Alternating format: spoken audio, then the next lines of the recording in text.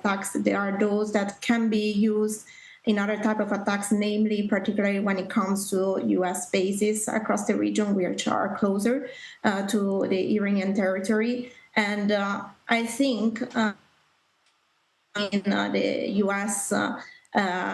We're aware of also the danger that a response, a retaliation from Iran poses to Israel. We saw the retaliation on the 1st of October 2024, but also we were warned by, say, Iran envoy, U.S. Iran envoy Witkoff just a week ago about the scale and damage that an Iranian attack could pose to military and civilian targets inside Israel. So I think, as I said, the scale and proportion of the Iranian response is something that needs to be factored in terms of how long and how difficult this war, this confrontation could be over the coming days and weeks. Anise, I'm going to bring in my colleague who is at the UN just ahead of that emergency session of the UN Security Council.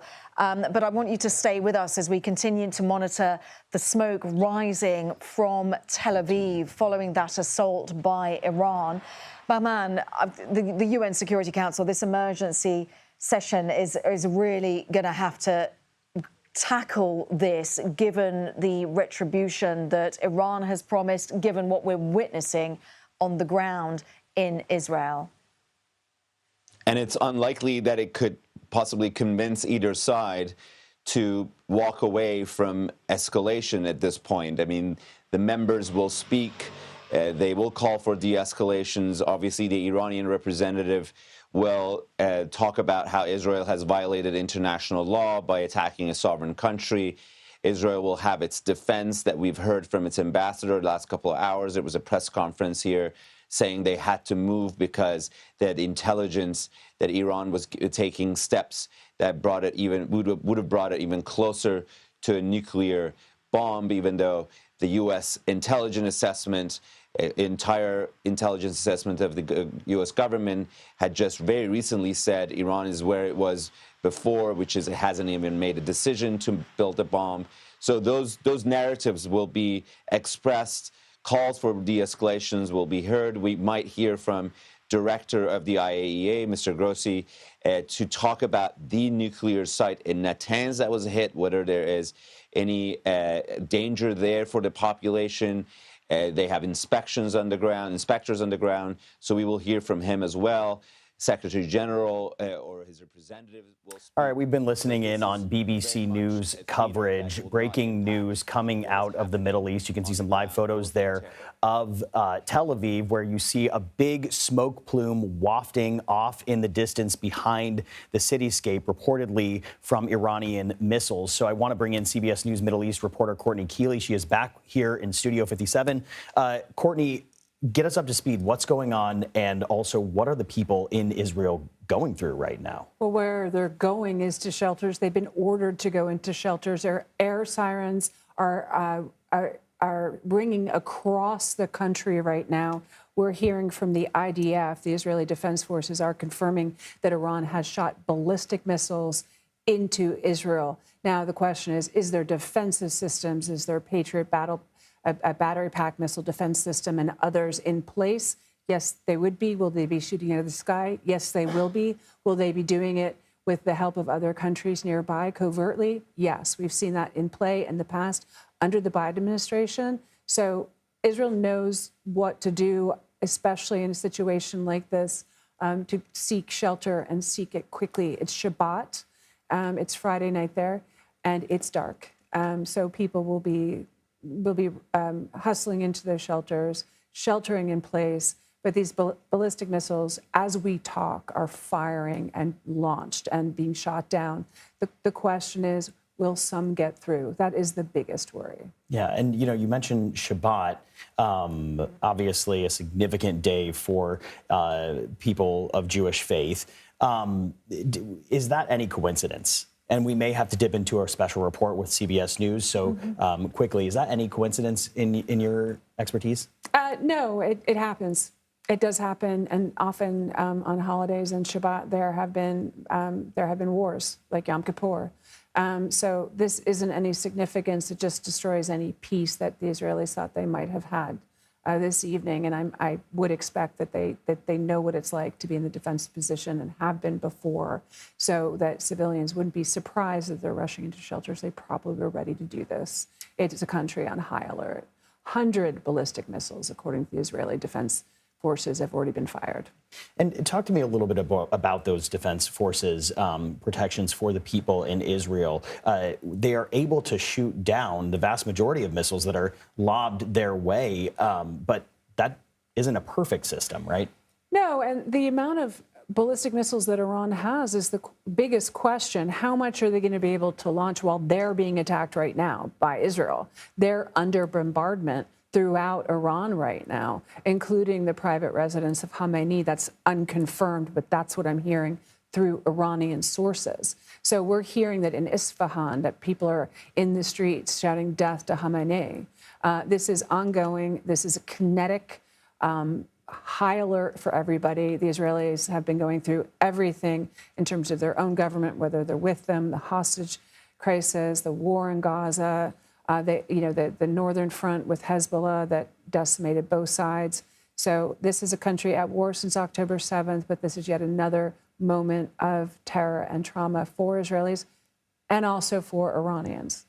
Speaking of Iranians, how significant were these strikes in Iran earlier, were densely populated areas, right? And this is a society where there is a lot of technological development. This is very much a developed country where people were certainly put into harm's way in those attacks as well, right?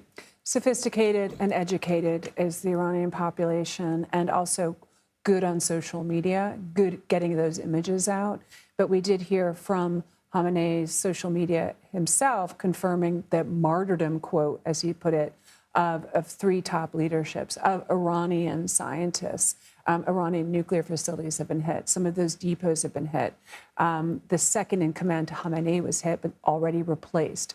Al-Manar, Hezbollah TV in Lebanon, is saying that it's the U.S. that's going to experience shame and sorrow from being allied with Israel. So we also have to talk about the U.S. is considered to be part and parcel of these Israeli strikes, whether President Trump was okay with it or not. It's now after the fact, it's ongoing.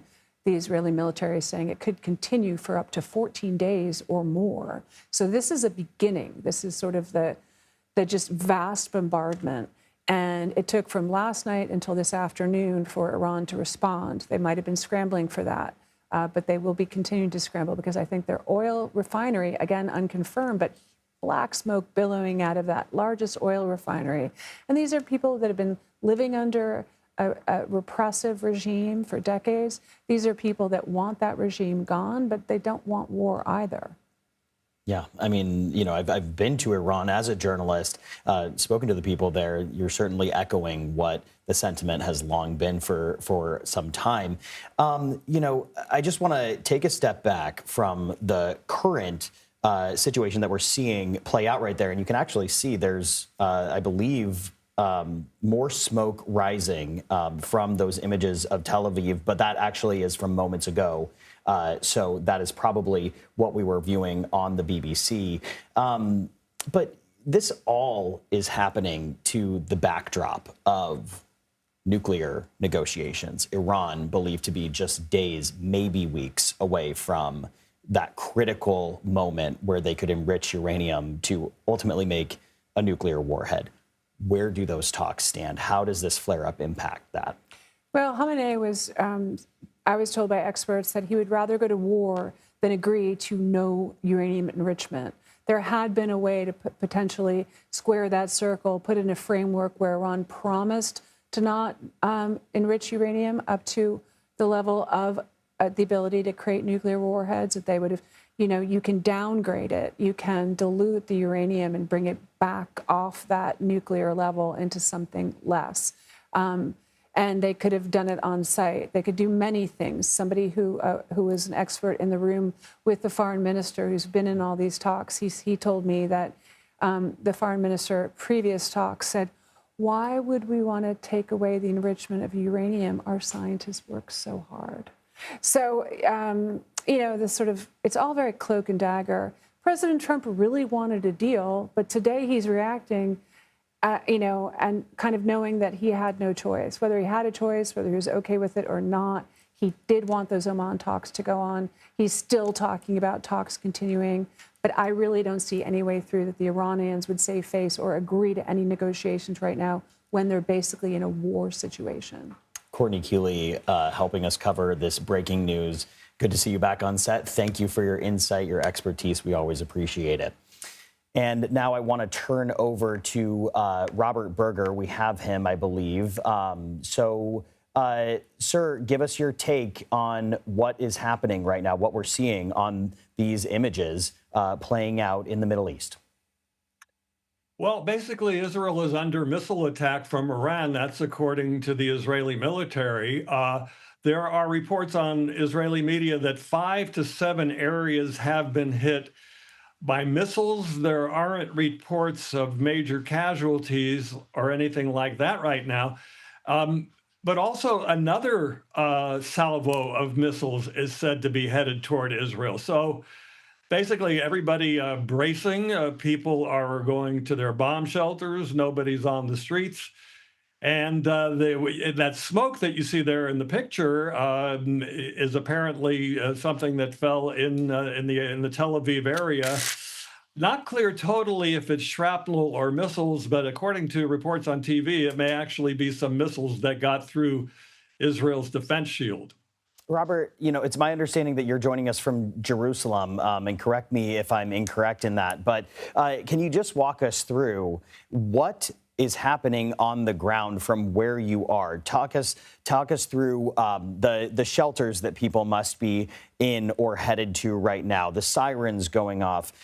Give us a real sense of what's going on the ground there, sir.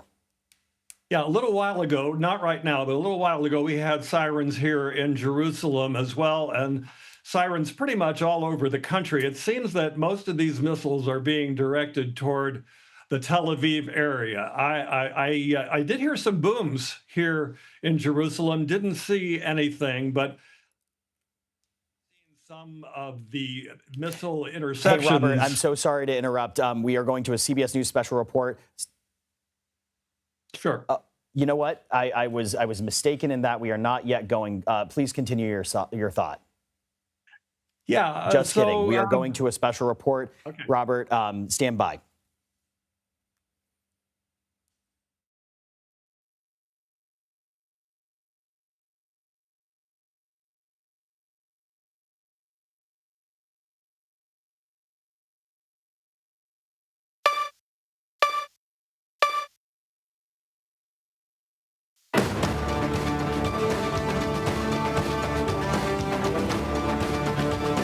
This is a CBS News special report. I'm John Dickerson. Breaking news from the Middle East. Iran has launched missiles towards Israel. Iranian state television says, quote, hundreds of ballistic missiles have been deployed. We've seen explosions all over Tel Aviv, and air raid sirens are going off across Israel. And the Israeli Defense Forces say all of Israel is under fire as Iran fires projectiles. This is in retaliation from last night's attack, really waves of attacks that have targeted nuclear sites and Iran's military leadership. In a televised address, Iran's supreme leader vowed revenge. Let's turn to Face the Nation moderator Margaret Brennan. Margaret, good to be with you again. Update us really on where we are right now and what your sources are telling you. Well, John, we are all watching the state TV broadcast out of Iran as the supreme leader, the 85-year-old man who leads the Iranian regime, vowed retaliation, and it appears that's part of what we're seeing, those plumes of smoke you're seeing over the city of Tel Aviv right now. It's not clear how many of the incoming projectiles, the missiles, may have been intercepted by that U.S.-provided Iron Dome system, or how many may have made impact. It is usually a very strong system that U.S. taxpayers have helped to provide the state of Israel. What we know is that the IDF also announced that it had just carried out yet another round of attacks in Tehran and in other parts of Iran. The fighter jets, according to the IDF, struck another nuclear site in the Isfahan area of Iran. They claim that this was a precision strike in an area where there was enriched uranium and that there was a nuclear weapons production process. Now, that is a difference between Israel's intelligence and what the United States says. The United States intelligence community says that Iran does not have a nuclear weapons program, but that it does have a nuclear enrichment program. That is a difference here in what the U.S. and Israel are thinking, and we are continuing to try to report out how aligned the two allies actually are in the military operation that took place overnight, what Israel called a preemptive strike on multiple locations in Iran. I have heard, John, through my reporting today, calling many regional officials that Secretary of State Rubio was working the phones hours in advance of the Israeli initial strike, warning allies that something was coming, but this is not us. That was the message he relayed. This is not us. The U.S. distancing itself a bit here. We are trying to really pin that down because President Trump this morning is touting the fact that Israel is using not just defense systems like the one that may be intercepting those missiles, but also American-provided and paid-for weapons to carry out the strikes in Tehran. But this is very much an ongoing military operation. As we watch the military operation continue, Margaret, I want to explore some of those gaps you were just describing. The first is could it be just a semantic gap in terms of the Iranians are saying, the Israelis are saying that the Iranian program is further along than U.S. intelligence. Could it be just a language issue in terms of just how the two countries, the United States and Israel, define those two things, or could it be an actual dispute over intel, over what exactly Iran has? It may be that. It may be on the substance, different intelligence assessments, and we're trying to pin some of that down. In his address last night, the Prime Minister of Israel said something very different from one of his military officers. A military officer went and briefed the press and said Iran had enough nuclear fuel for 15 weapons.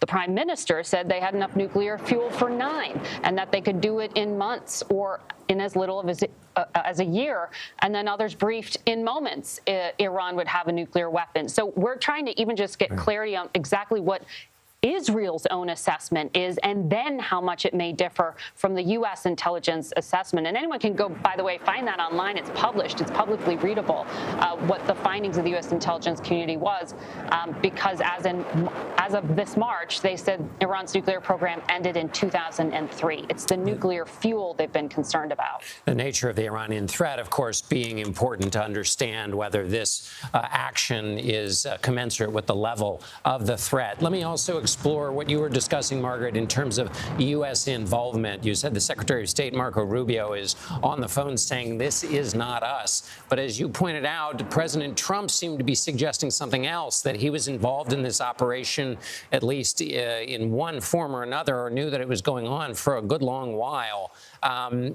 So I kind of want to know, which is it? Maybe the U.S. wasn't pushing any buttons, but, give me your assessment of how much takes place without the U.S. being involved, or how an operation of this size and significance could happen without the U.S. being involved in some fashion. Well, in some ways, John, the short answer is Israel always assumes that America has its back, period. That has been the risk that some American presidents have said exists if Israel was to go through with a strike that could have unintended consequences, because American forces, they assume, will back them up. That's that sort of concern about something spiraling here. But Israeli Prime Minister Netanyahu has been arguing this time it is different. The chessboard has changed. Iran is historically weak, that they can carry out this really extensive intelligence and military operation and make a difference here. We know through our own reporting that President Trump in months past had really pressed back on that, saying, give me time with the diplomacy. Don't go and do this. I'm trying to negotiate here. So he was really leaning into the diplomacy and pushing back on the prime minister's desire to go ahead with this military operation. Exactly what changed is something we're still trying to pin down here. Did he greenlight it and say go, or did he simply just not really get in the way? Thank you so much, Margaret. We're watching live video here from Tel Aviv. I'm not going to guess about whether that's incoming or outgoing, but we certainly see lots of activity in the air above Tel Aviv. Those are live pictures as Iran attacks Israel. The Israeli military says the rocket fire continues. Another barrage of dozens of rockets has been launched towards Israel. I want, as we're watching these live pictures now of the Iranian assault on Israel, I want to bring in senior White House correspondent Weijia Zhang, who joins us now. Weijia, what have we heard, we in the press, that is to say, from President Trump about this operation and how much the U.S. was or was not involved? Well, John, since this assault on Israel began, we have not heard from President Trump yet, or from the White House for that matter. Of course, this just started unfolding minutes ago, but certainly the president had a lot to say this morning, making the rounds, talking to reporters, and I am told by several White House sources that the reporting about what he said is accurate, and that matters because he is signaling that he did not get a, quote, heads up, John. But at the same time, he said it wasn't a heads up. It was, well, we know what's going on. So he's acknowledging that he was aware of the Israeli strikes that ultimately were carried out yesterday, but does not want to use certain language because, once again, the administration is trying to stress that this was carried out independently of the U.S. We also know that the president spoke on the phone this morning with the Prime Minister Netanyahu, although we haven't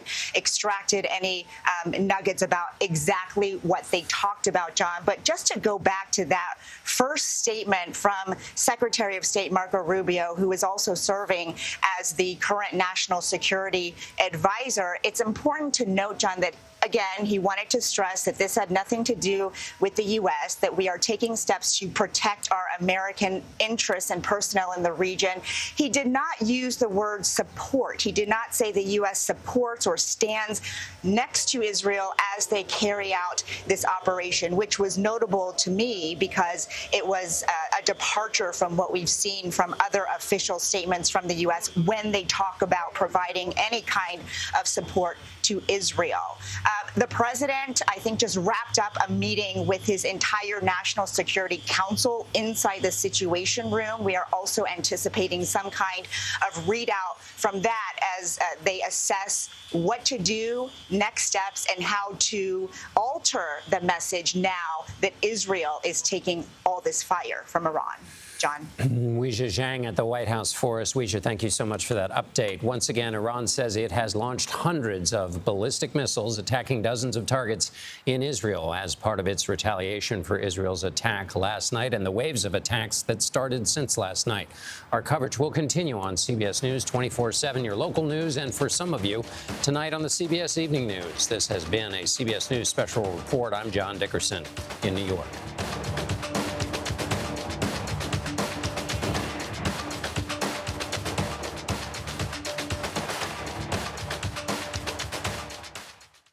All right, you've just been watching a CBS News special report. Air raid sirens are blaring across Israel as the country's military works to intercept dozens of missiles fired from Iran. The missile attacks follow Israel's widespread operation targeting Iranian nuclear sites. Scientists and top military officials, several of Israel's intended targets were killed. The IDF says it is continuing to target other nuclear sites across the country. And CBS News Middle East reporter Courtney Keeley is back with me here in Studio 57. So, Courtney, talk about the significance of what we're seeing right now. Well, this is the retaliation that Israel must have been bracing for. It's Shabbat, it's nighttime, and immediately Israelis and civilians there were ordered to go into shelters. Air sirens were sounding the alarm across the country. The IDF said something up to 100 ballistic missiles were being intercepted, but we're also seeing that plume of smoke over a residential area of Tel Aviv, and it's questionable whether some have gotten through or will they. This requires not just Israel on an all-out defensive stance. It requires their Operation Iron Dome to work, the Patriot battery missiles, defense missiles to work, and also regional allies that often happen in a covert level to aid in getting those missiles out of the sky and not landing in civilian areas in Israel or in Israel proper. It's a very different scene than Iran that has no air sirens and that has no shelters. And that's something Iranians were saying. We don't even have, we didn't even hear air sirens last night, where we weren't even notified. And then you saw residential buildings being hit in Iran, which means like concussion strikes, like terrifying sounds of bombings happening all over Iran, taking out, as you said, nuclear scientists, taking out top military commanders that the Supreme Leader Ali Khamenei has said have already been replaced, going after military sites, going after arsenals of ballistic missiles, and going after the oil refinery. So much is unconfirmed coming out of Iran, but I can tell you there are also protests being reported. They have a widespread internet that's still functioning, maybe not as good as it was last night, but information is coming out. I'm hearing in the town of Isfahan, the city of Isfahan, that people are actually saying death to Khamenei. These are not people in general that want to see this regime be kept in place, but they don't want to see civilian strikes, and they don't want Israel bombing their country either. Robert, I want to turn to you now and bring you back in. I know you were halfway through a thought. Robert Berger is joining us for all those viewing from Jerusalem. So just give me some flavor about what the situation is on the ground where you are. What are you seeing and hearing, Robert? Well, a little while ago here in Jerusalem, we heard air raid sirens. We're not hearing them right now. Most of the activity, the missile activity, seems to be in the Tel Aviv area, but right now also missiles going off in Haifa, that's a northern Israeli city.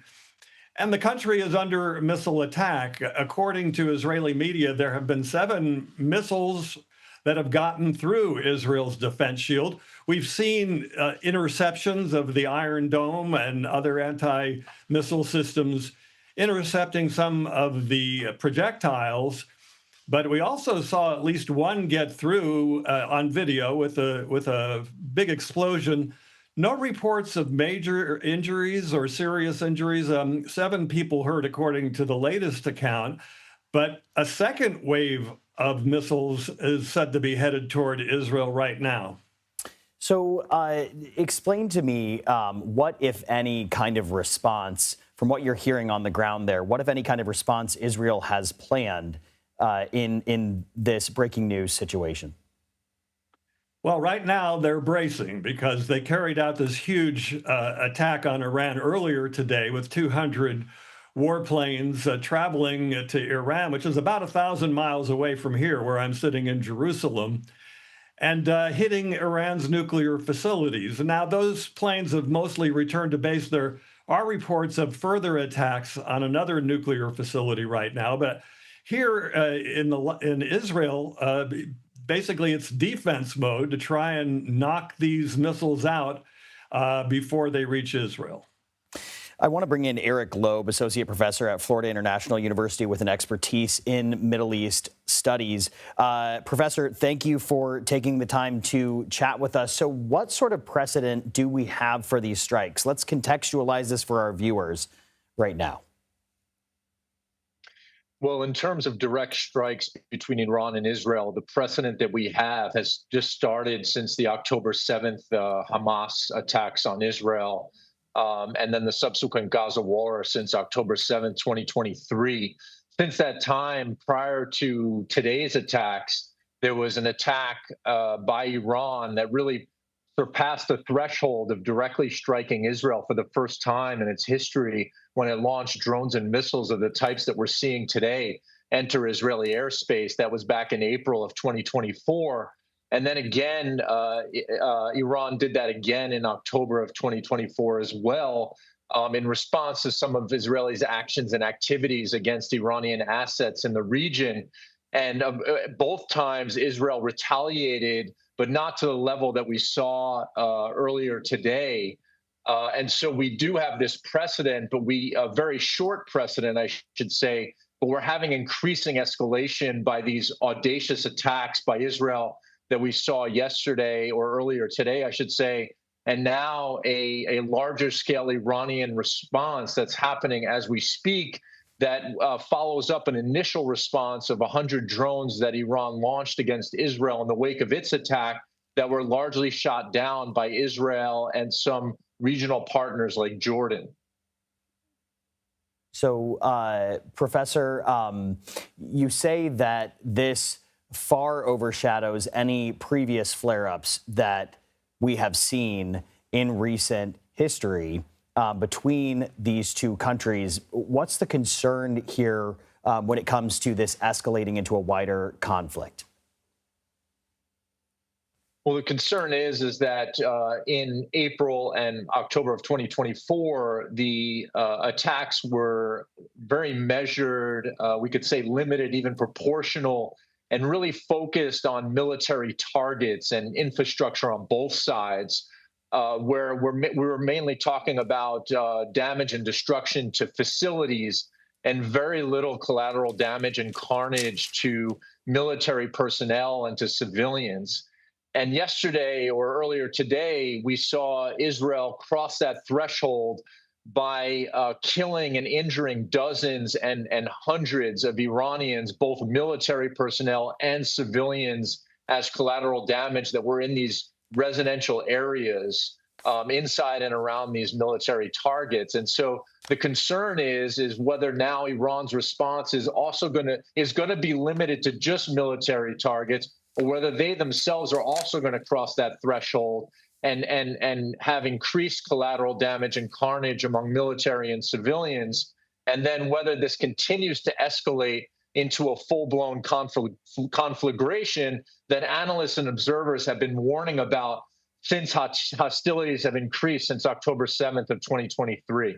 Professor, we've seen dozens of these missiles being lobbed in this developing situation, but break this down for us on a broader context. How many missiles does Iran have, or how many are they believed to have in their stockpile? Well, the estimates are unclear. We know that, for example, its regional proxy Hezbollah had about 100,000 missiles and rockets, and we must assume that Iran's rocket and missile arsenal, both ballistic and cruise missiles, are much larger than that. But it's hard to put an exact number to quantify it. What we can say is that in the previous attacks in April and October of 2024, Iran launched just several hundred missiles, anticipating that most of them would be shot down by the Israel Iron Dome system and by other air defense systems, along with Israel's allies and partners in the region. But now we may see more missiles, even hundreds more, being fired by Iran, both cruise, ballistic, and drones, with the intention now of overwhelming those systems, if possible, and penetrating Israeli airspace and deliberately now hitting targets. Again, we'll have to see if they're military or if they're also expanded to civilian targets. I want to bring in Willie James Inman, CBS News White House reporter. So, Willie, have you heard anything from the White House about what's unfolding in the Middle East? What is the president saying, if anything? Hey there, Tom. As we're watching these images above Israel, these missiles coming from Iran, the White House hasn't said anything just yet as we've seen this scene play out. But earlier in the day, we did hear from the president. He posted on Truth Social about the situation in the Middle East, alluding to the deal that Iran, he wanted Iran to agree to, noting that he gave Iran 60 days for this deal. Now, we did hear from the Secretary of State late last night when Israel attacked Iran, essentially saying that the U.S. had no part in this attack and warned Iran from attacking U.S. military sites and personnel within the region. We, of course, are waiting to hear from the White House following that meeting with the president's national security team, Secretary of State Marco Rubio, in that meeting, as well as other top officials,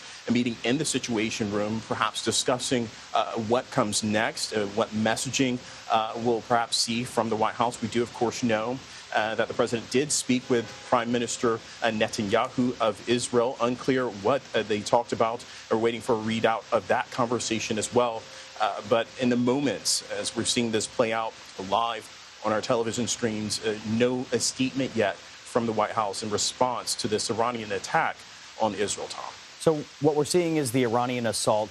Obviously, that is a response to a number of successful strikes Israel carried out overnight, taking out some top leaders within Iran's military, within their nuclear program. The president has said the U.S. had nothing to do with the strikes, but the U.S. is standing by its Middle Eastern allies. Do we know how much warning the administration had prior to these strikes and what it would like to see unfold? Yeah, that's right.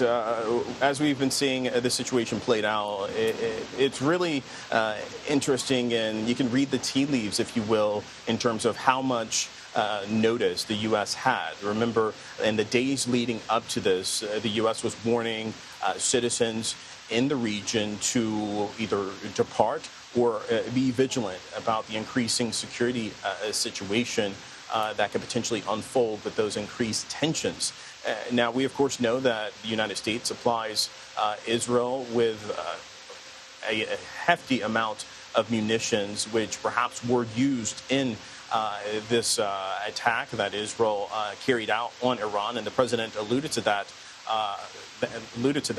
fact earlier today in his statement. But in terms of this attack that's playing out on our screens, we, of course, got word of it just as much as the entire world seeing this play out live on TV. But in terms of the U.S. being given notice, we do see reportedly that there was at least some notice that the president heard about in terms of Israel carrying out that preemptive strike on Iran late last night. Willie James Inman reporting for us at the White House. Willie, you'll stay on top of that. I want to bring back in CBS News Middle East reporter Courtney Keeley, who's here with me on set. So, Courtney, describe some of the information that you're following right now from your sources abroad. Well, I'm hearing 7 sites in Tel Aviv have hit by the Iranian missile attack. The extent of damage is unknown. We know that Israeli civilians have been ordered into shelters, those air raid sirens sounding the alarm across the country, that this is now they're into the second barrage of Iranian missiles. And mainly they're able to intercept those, but we are seeing those plumes of smoke over Tel Aviv and waiting for more. According to an Iranian regime official speaking to Reuters just a few moments ago, saying nowhere is safe, our revenge will be painful. Now, going back to how many missiles Iran has, which is really important because it's a well-kept secret.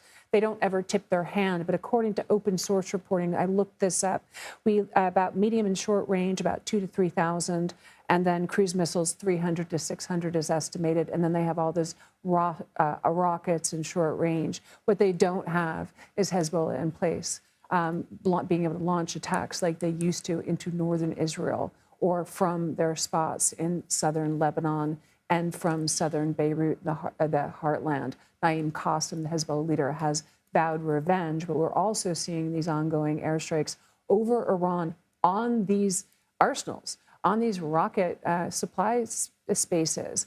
They'll be trying to get out ballistic missiles as well as taking out already top commanders in the Iranian regime and the Iranian Revolutionary Guard Corps, as well as nuclear scientists, as well as nuclear sites. So what's happening in Iran is that Israel is still bombarding and saying they will continue to do so.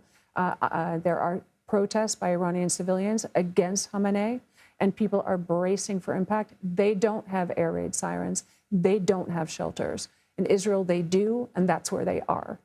And I just want to draw our attention to these live photos that appear to be coming out of Tel Aviv, where you can see that a structure is ablaze and presumably may have been struck. It's anybody's guess at this point, but you can see that there's a structure that's on fire. And Courtney, to your point, just quickly before we reset for the top of the hour in about 20 seconds, these are robust defense systems that Israel has, but they're not perfect all the time.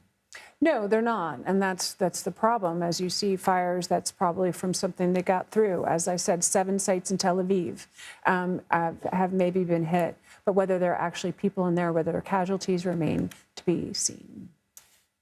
All right, I want to get people up to speed who may just be turning in right now. We are following some breaking news. Air raid sirens blared across Israel as the country's military worked to intercept dozens of missiles fired from Iran. The latest escalation in this back and forth. The missile attacks follow Israel's widespread operation targeting Iranian nuclear facilities, scientists, and top military officials. Several of Israel's intended targets were killed. The IDF says it is continuing to target other nuclear sites across the country. And of course, we have team coverage. I just want to refocus our view on what exactly is going on here. So CBS News Middle East reporter Courtney Keeley is here in studio. CBS News contributor Robert Berger is actually in Jerusalem. Robert, I want to go to you first and just get our viewers who may not be familiar.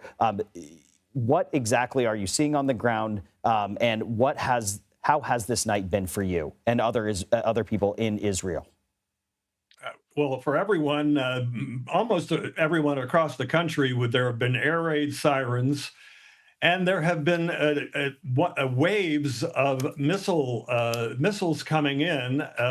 One wave so far, a second one, and maybe a third one said to be on the way. Now, as those pictures show there, some of these missiles have been able to get through Israeli defenses. According to Israeli media, we're talking about maybe 150 or so missiles that have been fired from Iran toward Israel, and maybe 7 or so got through. I've seen video of one what looked like a huge ballistic missile on the ground burning. And then you see those pictures of the apartment building apparently there that was hit by a missile. So even though you have a really good air defense system here in Israel, some of these missiles are able to get through. And just describe some of the scene of what people have been going through when it comes to the air sirens. How quickly are people expected to evacuate their homes in order to get to the shelters? Walk me through some of the logistics there, and also just the general feel of anxiety or concern amongst Israelis. Well, people were warned. I mean, after Israel carried out this assault today in Iran, there were warnings that there would be retaliation. So as far as, most people, it's actually a law, you're supposed to have a bomb shelter in your house. So people are hunkering down in those bomb shelters at home. Now, if you don't have a bomb shelter in your own apartment, then you would go downstairs to one that's in the apartment building and basically hunker down. This is really worse than what we've seen now for a while, though, with some of these missiles getting through. So people are in bomb shelters, and there's a second wave of missiles said to be coming, and a third wave. So a very tense situation right now. Do we know, sir, what, if any, participation the U.S. has had in the interception of these missiles? I was wondering that myself, because some of the missiles are getting through. Now normally, and we had 2 ballistic missile and drone attacks on Israel last year from Iran, and the United States was actively participated in knocking a lot of those missiles out before they reached Israel. I can't confirm if that's happening this time. Certainly, the U.S. has said that it's committed to defending Israel. We'll have to wait and see if we get an official response that the U.S. is involved in the knocking down those missiles before they get here. I want to bring in Eric Loeb, associate professor, I should say, at Florida International University with an expertise in the Middle East. Professor, what, if any, significance does it have that this falls on Shabbat? Is that coincidence? Well, I think it is coincidence because the Israelis actually initiated this attack earlier today, pre-dawn hours in Iran, 4 or 5 in the morning is when they struck nuclear facilities, military bases, military personnel, nuclear scientists, and other targets. And so this is something that the Israelis initiated leading up to Shabbat. And now the Iranians are not waiting, given that this scenario has severely escalated to the point where key figures of the regime are being targeted and assassinated. And so there's calls from within the regime and even segments of society for an immediate response. And that's what we're seeing now with the missiles and drones that are coming from Iran towards Israel. And it's really, again, not the Iranians who have dictated this timing, but the Israelis themselves. And Professor, how much of a risk is there of this escalating into a wider conflict? Well, there's always that risk, of course, given that Iran has this network of proxies and partners throughout the region, with Hezbollah in Lebanon, with the Houthis who have been active in Yemen, with Shia militias in Iraq, and at one point Syria, although the Iranians really no longer have a presence there given the fall of the Assad regime back in December.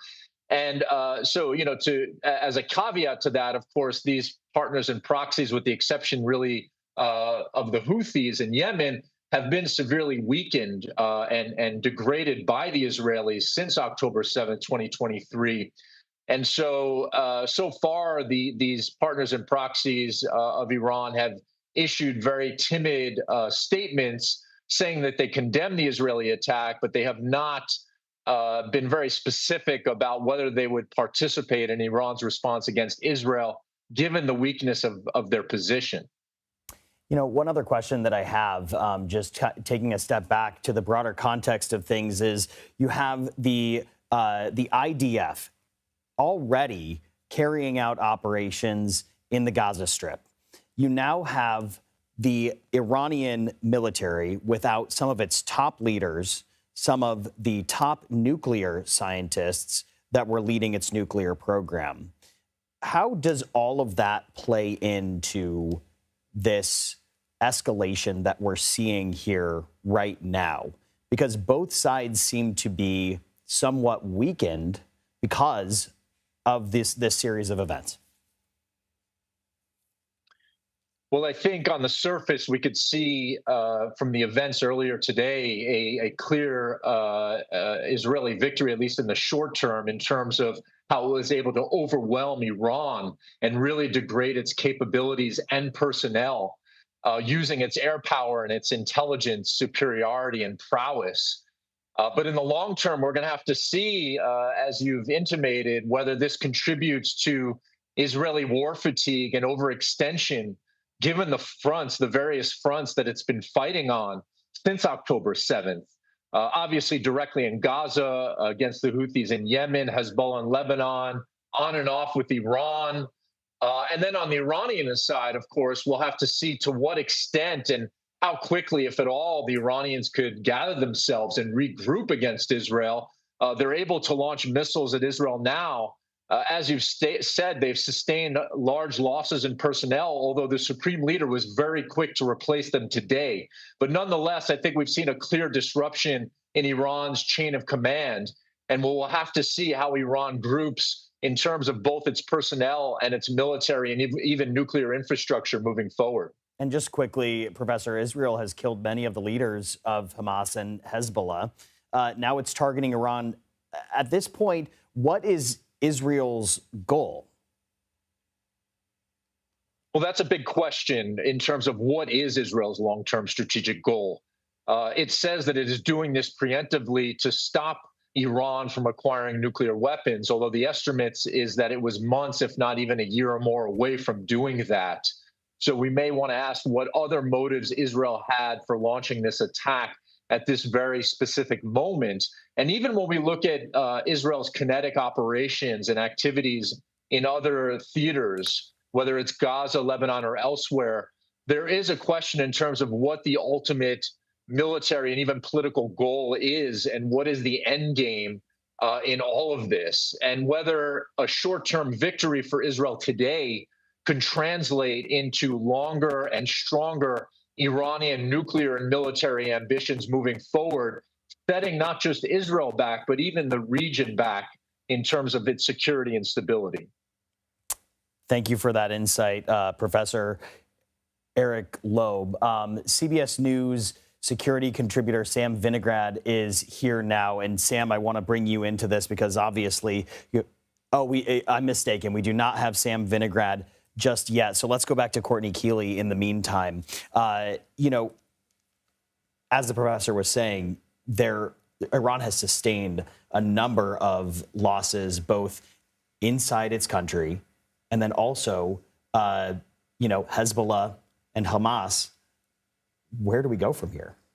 Well, that's the big question. And so, right, what happened over the last 12 months is Hamas, the head, Ismail Haniyeh, was killed in Tehran for the Iranian president's funeral. He was in a guest house. That bomb had been placed 4 months beforehand, apparently. And we've seen Hezbollah pretty much decimated. The head of it now, Naim Qassem, not nearly as strong as the former head, Hassan Nasrallah. Hamas is really in name only after Yahya Sinwar was killed last October, and then his brother was recently killed too, who was referred to as a butcher. And so we're not looking at any of that. Houthis are not that strong. They've launched about a ballistic missile at Israel today. That's still a problem. But what the big problem right now is the airstrikes across all of Iran, not just going after nuclear facilities or military capabilities, but really trying to bring the Iranian regime to its knees, it looks like. They've taken out Hamas, they've taken out Hezbollah, they've decimated the regional proxies. Assad's gone. Iran has no foothold anymore, no power structure in Damascus. It's got no land bridge from Beirut to Damascus to Iran. That smuggling route has been shut. So Iran really isolated from all those proxies that built up over 25 years, the beginning of my career, actually, in the Middle East. And so seeing all of that take place and be built up, and then seeing it all decimated in the last year has been shocking, not expected. All of this is still unexpected. Veteran journalists like ourselves, still very unexpected. And right now, really looking to see if there are going to be civilian casualties in Tel Aviv or in Israel. What is the extent of civilian casualties in Tehran and all of Iran? And just give us a little bit more of an idea of how vulnerable Israel may be at this very moment after carrying out wide-scale campaigns in the Gaza Strip, fielding all of these missiles being lobbed overnight or into tonight. Does that open them up to any sort of vulnerability? Are they strained at all as a military force themselves? They're not strained necessarily as a military force. They're strained in terms of an ideology of the fate of Israel itself. They're locked into what some people call almost a civil war between Prime Minister Netanyahu's government and his ultra-right coalition. What a lot of Israelis want, the hostages out and the war to end, or vice versa, war to end and get the hostages out. So you've seen a crisis of faith for many Israelis, protests, demonstrations, even Israelis holding up pictures of Palestinian children every Saturday night inside Tel Aviv, and then this emboldenment of the ultra-right wing. But you also saw Prime Minister Netanyahu up against the ropes on Wednesday with a Knesset vote that he barely managed to survive, where they almost voted to disband this coalition and trigger early elections. Prime Minister Netanyahu is facing jail. He's facing the end of his legacy and leadership. And he's clearly doing what he's always said he wanted to do, that if Iran crosses this red line in terms of nuclear weaponry, that Israel would respond. Now, he's been saying that since 2011, since the UN General Assembly. People are now saying that the Iran nuclear talks were almost a diplomatic cover while Israel got ready for these attacks. And not only that, but Mossad got inside Iran and really built up these stockpiles of drones, smuggling them over time, so that when the airstrikes launched last night, the drone attacks launched from the ground with Mossad operatives already there. I want to turn now to CBS News Intelligence and National Security reporter Olivia Gazis. Olivia, good to have you on. Is this the sort of response we expected from Iran? We heard ramped up rhetoric coming from the supreme leader himself in direct response to these strikes that Israel carried out within the last 24 to 36 hours. So give us some context. Is this what we expected? Well, that's right. From the Iranians, we always hear the bark before we see the bite, and we were wondering how severe the bite could be, given how depleted their missile stocks had been, as you've been discussing, from previous retaliatory strikes that the Iranians have carried out. Right now, the big question is, how successful are these retaliatory strikes going to be? Do they result in Israeli casualties? How many? The extent of the damage and the extent of the deaths, if any, is going to significantly determine how extensive the tit for tat here becomes. If this is a mass casualty event for the Israelis, then there is no chance that the United States is going to be able to stand by and not do anything. It is its closest ally in the region, and so the conflict immediately broadens if this is in fact a successful Iranian strike. In the past, we've seen them only have sort of limited and non-lethal effects. So that's question number one. Number two is whether this is the extent of it, whether the Iranians light up their proxies in the region to attack U.S. installations and interests in the region. That's the big question number three. The broadening of the conflict depends in large part over how antagonistic the Iranians feel that they need to be, or whether they feel that they can satisfy, in the eyes of their public, exact the revenge that they need to for what the Israelis have done so far. But as we know, the Israelis have said their campaign is far from over.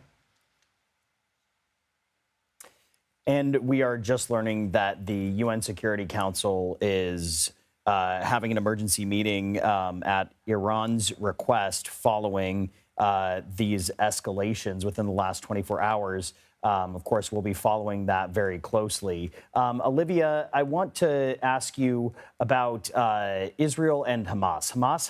They had both been working on a potential ceasefire deal. How does this escalation fall into that? How do these strikes impact that prospect? Sure. Well, those talks were pretty moribund of late. We do know that the U.S. was trying to resuscitate some sort of deal. It was in Hamas's court, and Hamas, as far as I'm aware, had not come back with a counterproposal that the negotiating teams had deemed viable. Interestingly, the U.S. is still trying to keep diplomatic negotiations with Iran alive, with Special Envoy Steve Witkoff still hoping that the Iranians are going to engage in some capacity this Sunday for nuclear talks. We do not have confirmation from the Iranians that anybody is going to show up, but our latest reporting from American officials here is that Steve Witkoff's team is hoping that those talks continue. Generally speaking, we've been trying to get a clearer diplomatic picture of what Secretary Rubio has been doing, the allies he's been calling, the partners he's been informing, either ahead of time or in real time, about what the U.S. expects to happen in the region. We've been trying to get a clearer picture of what U.S. embassies in the region are being told to expect. The State Department, I have to say, is uncharacteristically quiet so far. We have not had a lot of updates from officials here in terms of what embassy personnel are being told, what Americans in the region are being told. There have been travel advisories regularly issued about airspaces that have been closed over Iraq if people need to shelter in place in Israel. But there had been a much more open channel of communication in the past when these kinds of conflagrations have erupted. And it's been very difficult from a reporting perspective to get an understanding of what the diplomatic engagement in the region has been so far. And Olivia, just give us a better idea about the fine line that so many people within the international community are trying to walk, given this escalation, given the fact that there have been those nuclear talks, or at least talks of nuclear talks. And I also want to mention that, Secretary Witkoff, is that likely that this meeting is still going to continue this weekend in Oman?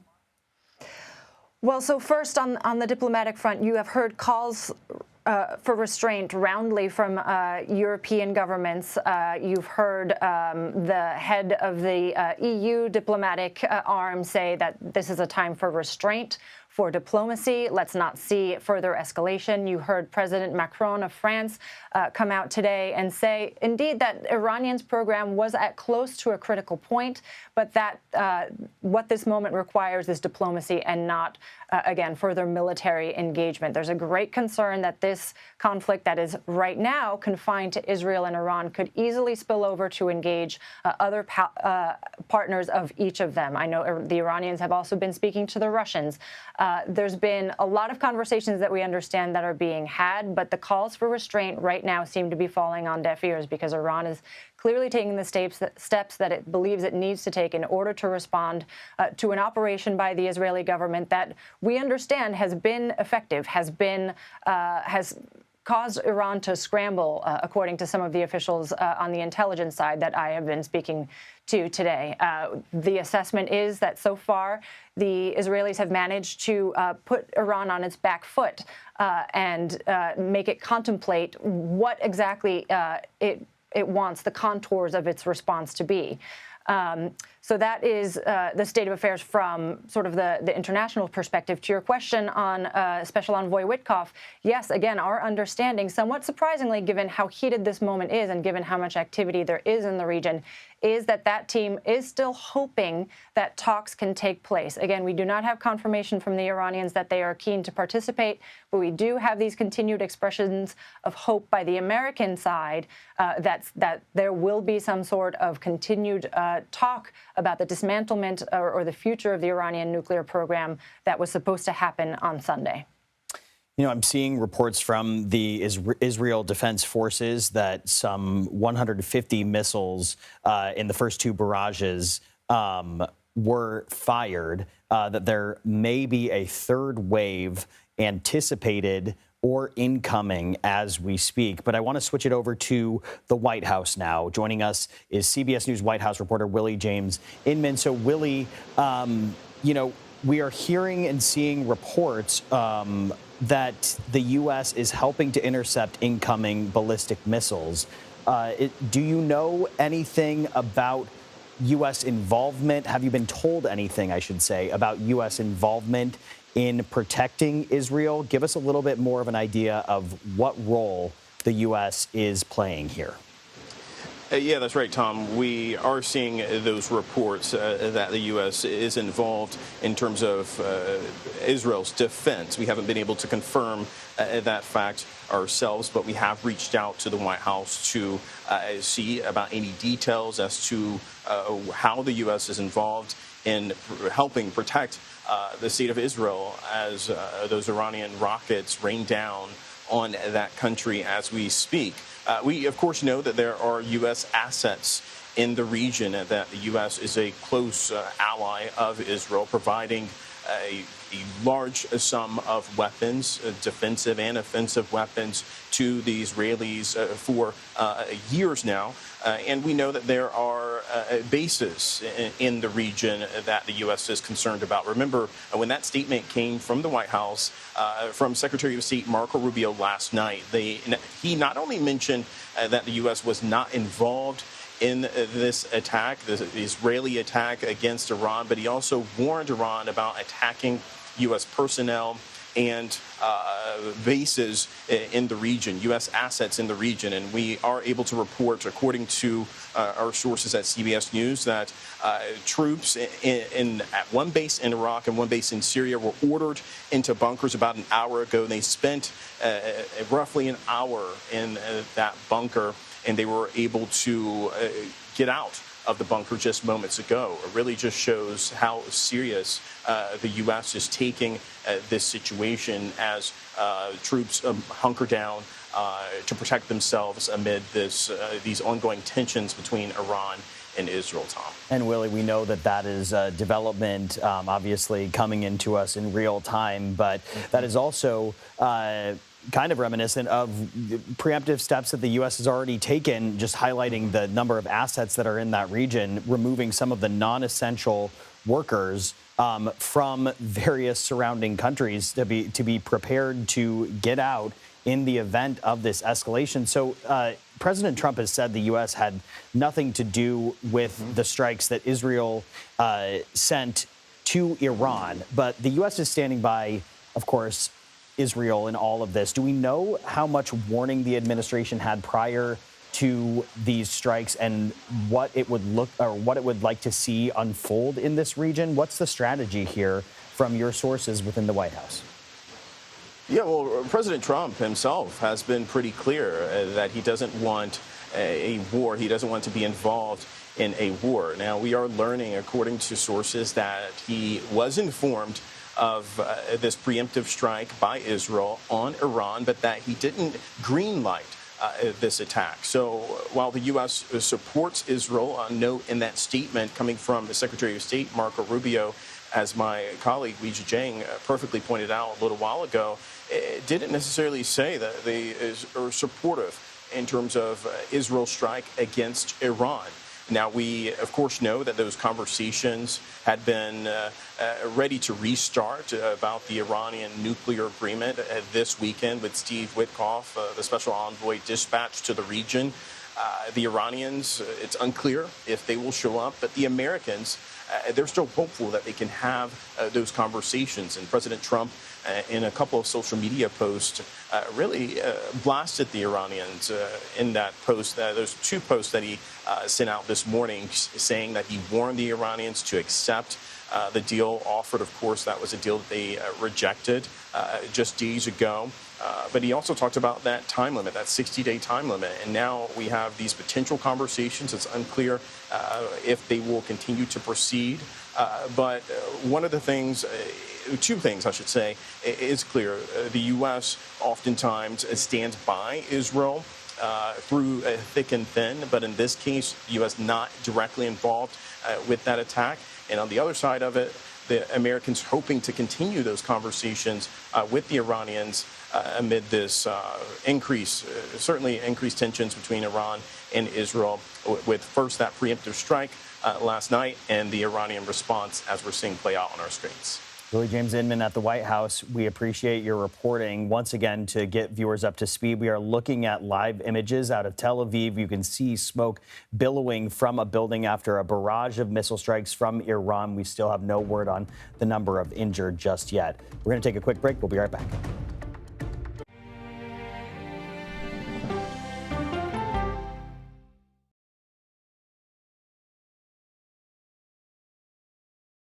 What happens when reporters take you inside the story? I've been asking for over a year and a half for access into this place, and this is the first time we're getting it. You get the all-new CBS Evening News every weeknight.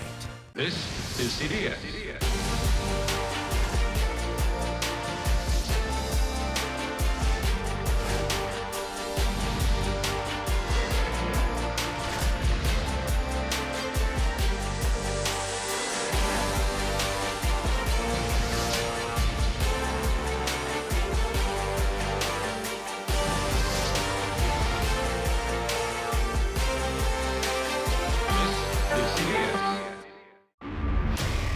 This is NCIS.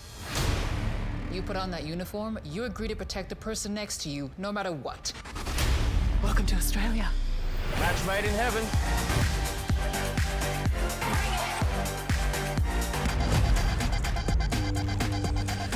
Watch out! Are you hungry? Shout you a crock burger. NCIS Sydney. All episodes now streaming on Paramount Plus. Returns CBS Full.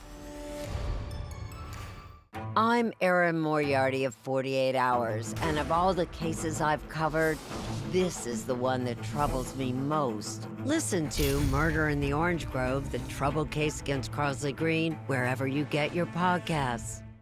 Be in the know, even when you're on the go, with the CBS Mornings podcast. Some news you can use at the grocery store. Better mornings start better days. When you look good, feel good, you do good. That's right. Listen to CBS Mornings on the go on Apple Podcasts.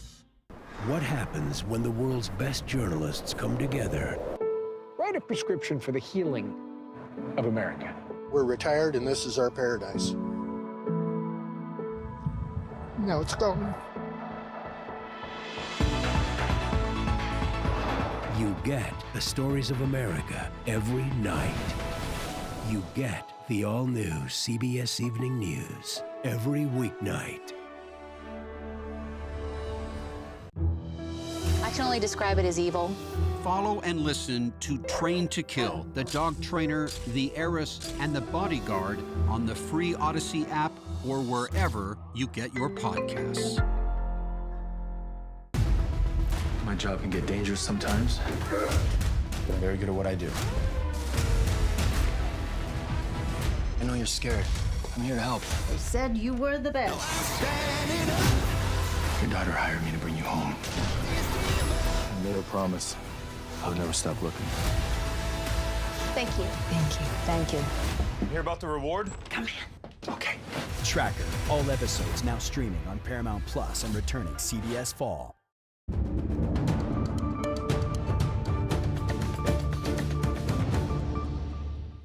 Welcome back. We are following breaking news from overseas. A very active night in the country of Israel where air raid sirens are blaring across the country. The military has worked to intercept dozens of missiles, some 150 we're seeing, fired from Iran, which we can now say the U.S. has played an active role in defending Israel from some of those missiles. The missile attacks follow Israel's widespread operation targeting Iranian nuclear facilities, scientists, and top military officials. Several of Israel's intended targets were killed. Now, the IDF says it is continuing to target other nuclear sites across the country. We have team coverage. CBS News contributor Robert Berger is with us now from Jerusalem. Robert, I'm going to turn it back over to you. We've been seeing some of the videos of aftermath from these missiles actually hitting buildings in what I believe was Tel Aviv. Sir, do you know any sort of information on anyone who may have been injured, whether it's lightly or moderately, any deaths? No deaths reported so far, even though there has been some significant damage. We saw a couple of missiles on video slamming into heavily populated areas of Tel Aviv. Some hit streets. At least one hit an apartment building or an office building. But according to Israeli medical services, there were no serious injuries, maybe a few light injuries. And there were 2 salvos, according to the Israeli military, of missiles coming from Iran, a total of around 200 missiles being fired at Israel. Most of them were intercepted either by Israeli or American defenses, but maybe 7 or so got through and slammed into Israel. And just quickly, we've seen that there have been 2 waves of missiles so far. Any word on a third wave or perhaps multiple waves that are incoming to Israel? Are you getting any sort of warning or any sense that this activity is not over just yet? It looks like there is not a third wave. That's the current assessment, even though there had been warnings that there was going to be a third wave. So there's I'd say the country's kind of in stand-down mode now. People have been told they can leave their bomb shelters, but they should remain close to shelters, remain at home, remain indoors. We'll check back in with you, Robert Berger. I want to turn now back to the White House. CBS News White House reporter Willie James Inman is there for us, following all of the threads on this breaking news, coming from the White House. So, Willie, have we heard anything more from the White House about the events that are unfolding in the Middle East, about the U.S. involvement in order to protect Israel? What more can you tell us? Hey there, Tom. Well, the White House has been pretty quiet as we've been seeing this play out on our screens in the moment since Iran began its retaliatory strike against Israel. We do know that at least 2 military bases, one in Syria and one in Iraq, U.S. personnel, the U.S. soldiers, troops, I should say, there in those bases were told to get in bunkers. They remained in bunkers for roughly an hour, and then they were let out just several moments ago. This happening in real time as we have seen those tensions between Iran and Israel play out after Israel started that preemptive strike on Iranian targets, notably targeting Iran's nuclear program and those involved with the Iranian regime's military apparatus. We do know that the president, according to sources, was informed about the Israeli preemptive strike, but that he didn't greenlight the strike. And the U.S. has said, including the Secretary of State and National Security Advisor Marco Rubio has said that the United States was not involved in that attack against Iran, but warned Iran against attacking U.S. personnel and assets or locations in the region. We also know, as you mentioned a little bit ago, that according to a U.S. official, that the U.S. assisted Israel in thwarting those missiles that have begun to rain down on Israeli territory. We, of course, know the U.S. and the Israelis often work closely hand in hand, both militaries working together with those U.S. assets in the region there. We're waiting to hear from the White House or the president himself. Just checked his Truth Social page. He hasn't posted for several hours now. We, of course, know that he met with his national security team in the Situation Room this morning to perhaps talk about the next steps or the messaging after we saw that attack last night from Israel on Iran, and now this situation playing out with those Iranian missiles there on your screens, as you can see. Willie, this may be something that that is beyond the scope of your reporting, but just out of curiosity, you know, U.S. officials, as you mentioned, confirmed the U.S. helped intercept Iranian missiles. Do you know anything more about that? Do you know exactly what that help looks like? Yeah, we've asked for more details in terms of how the U.S. is assisting. Oftentimes, the U.S. can use ships that are in the region to help shoot down these missiles. We, of course, know that the Israelis have the so-called dome, Iron Dome, that helps protect its population centers, Tel Aviv being one of those population centers to shoot down those missiles. We don't yet know those fine-tuned details in terms of how the U.S. assisted Israel in shooting down these missiles, whether it was via air or from the sea or land. But we are working to get those details. But I will note that the U.S. does have several of those assets and capabilities in the region to be able to do just that, Tom. Yeah, it's such an important point to make. Willie James Inman at the White House for us. Willie, I want to thank you. And we're following more developments in this story, including out of Israel. Prime Minister Benjamin Netanyahu, in a recent address, he spoke to the people of Iran. We pulled a clip of what he had to say. We want you to listen to it. Tonight, I wish to speak to you, the proud people of Iran. We're in the midst of one of the greatest military operations in history, Operation Rising Lion. The Islamic regime, which has oppressed you for nearly 50 years, threatens to destroy my country, the State of Israel. The objective of Israel's military operation is to remove this threat, both the nuclear threat and the ballistic missile threat to Israel. And as we achieve our objectives, we're also clearing the path for you to achieve your objective, which is freedom. In the past 24 hours, we've taken out top military commanders, senior nuclear scientists, the Islamic regime's most significant enrichment facility, and a large portion of its ballistic missile arsenal. More is on the way. The regime doesn't know what hit them. They don't know what will hit them.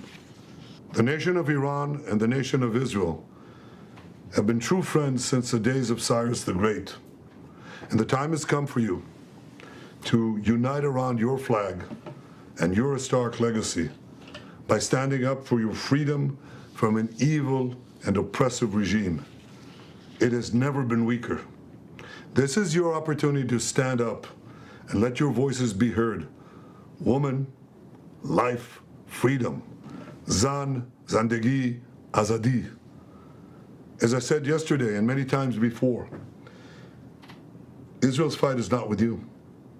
It's not with you, the brave people of Iran, whom we respect and admire. Our fight is with our common enemy, a murderous regime that both oppresses you and impoverishes you. Brave people of Iran, your light will defeat the darkness. I am with you. The people of Israel are with you. All right, so once again, you heard Prime Minister Benjamin Netanyahu of Israel addressing in an interesting twist, addressing the people directly of Iran, saying that the fight is not with the Iranian people, but rather the regime. I want to bring in CBS News Middle East reporter Courtney Keeley, who is here with me in Studio 57.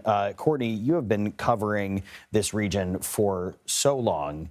And how unique is it that the Israeli prime minister would directly speak to the Iranian people? And how do you square this message that this war is not with the Iranian people, but rather with the regime when missiles rain down on densely populated areas of Iran just in the last 24 hours? Right. And the thing is a source told me who's been covering Iran since the revolution of 1979. So I'll defer to him. He said to me, you know, the Iranians are anti-regime, but they're also nationalistic. If you're pummeling their country, would that drive them into the arms of the regime? Doubtful into the arms of regime, but not necessarily listening to Prime Minister Netanyahu or having any truck with the Israelis who are bombing them. So Netanyahu can speak to them and speak to their movement for women's rights and their movement for human rights, but I don't think that's going to sit well with normal Iranians. Right now, what we're hearing from Iran is that there are many anti-regime protests.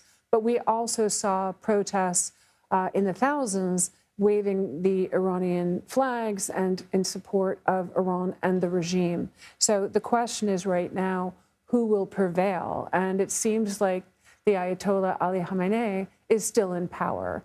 Top military leadership under the supreme leader has been taken out. Ballistic missile depots, rocket depots. Mossad had drones launched all over the country. They were already in place and smuggled those in over a long period of time. Israel had been saying this could happen for a very long time. It happened on day 61, past the 60 days that President Trump had given the Iranians to come to a deal. President Trump seems like he still wants a deal. Saudi Arabia has been on the phone, the Crown Prince, with President Trump recently.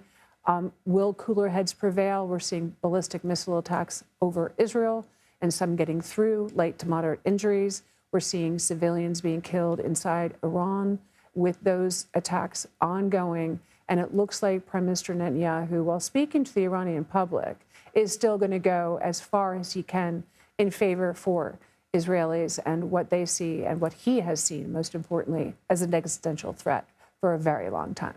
And, you know, to your point of the Iranian people, they are a people who take great pride in their country, a people who take great pride in their heritage. That was something that Prime Minister Benjamin Netanyahu at least attempted to speak to while in this late night address, was pulling on their robust heritage to try to break through to the Iranian people. Only time will tell if that actually does in fact happen. Courtney Keeley, I want to thank you for your expertise. And as you're seeing more pictures coming out of Tel Aviv, this is from moments ago, a breaking news situation as Israel is hit with a number of missiles from Iran, the latest escalation in this breaking news event. We're going to take a quick break. You're watching CBS News 24/7.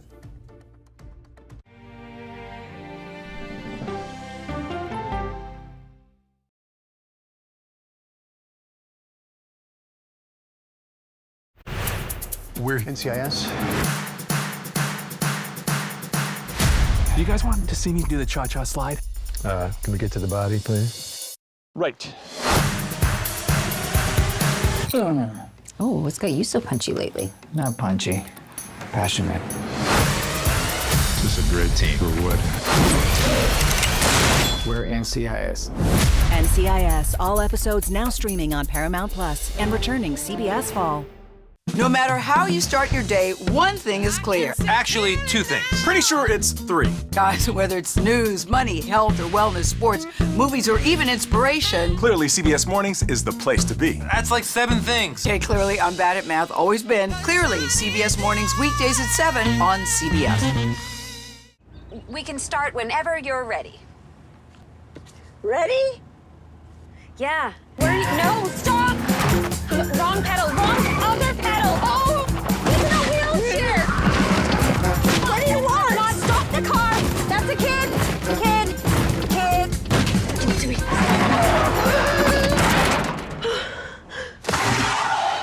Did I pass? Now serving 942.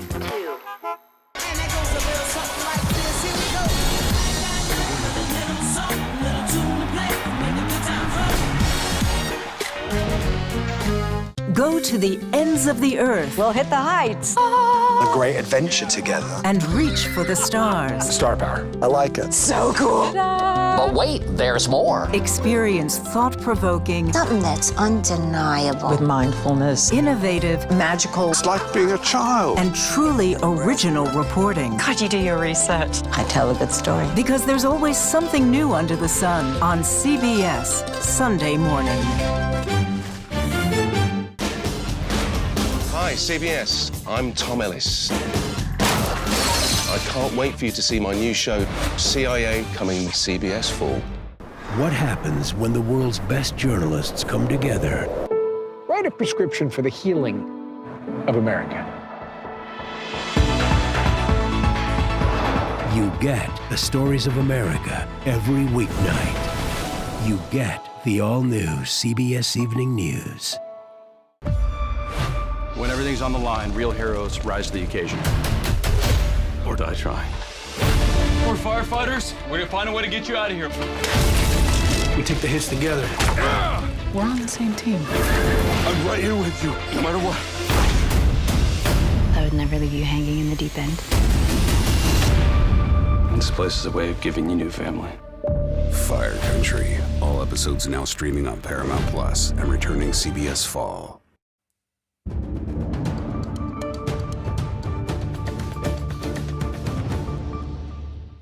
Welcome back. We are continuing our breaking news coverage out of Israel. An incredibly active night in Israel as dozens of missiles, Iranian missiles, have rained down on Tel Aviv. Many of them intercepted, but not all of them completely intercepted.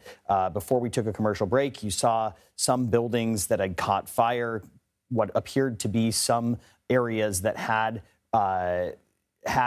some impacts from those missiles. So certainly something that we are following very closely. All the while, Prime Minister Benjamin Netanyahu making an address, this time to the Iranian people, but a national address nonetheless, saying that this war is not with the Iranian people, but some strong words coming out of the Prime Minister. I want to bring in CBS News Pentagon reporter Eleanor Watson. Ellie joins us now. So good to have you on. What else do we know about the U.S. helping intercept the Iranian missiles? Because that is a development that came out recently.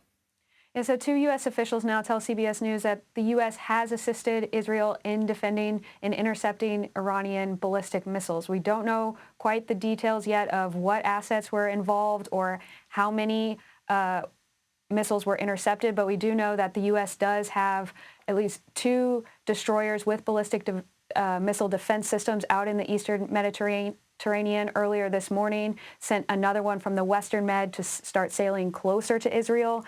And then we know that those types of destroyers helped defend against ballistic missiles when Iran attacked last year.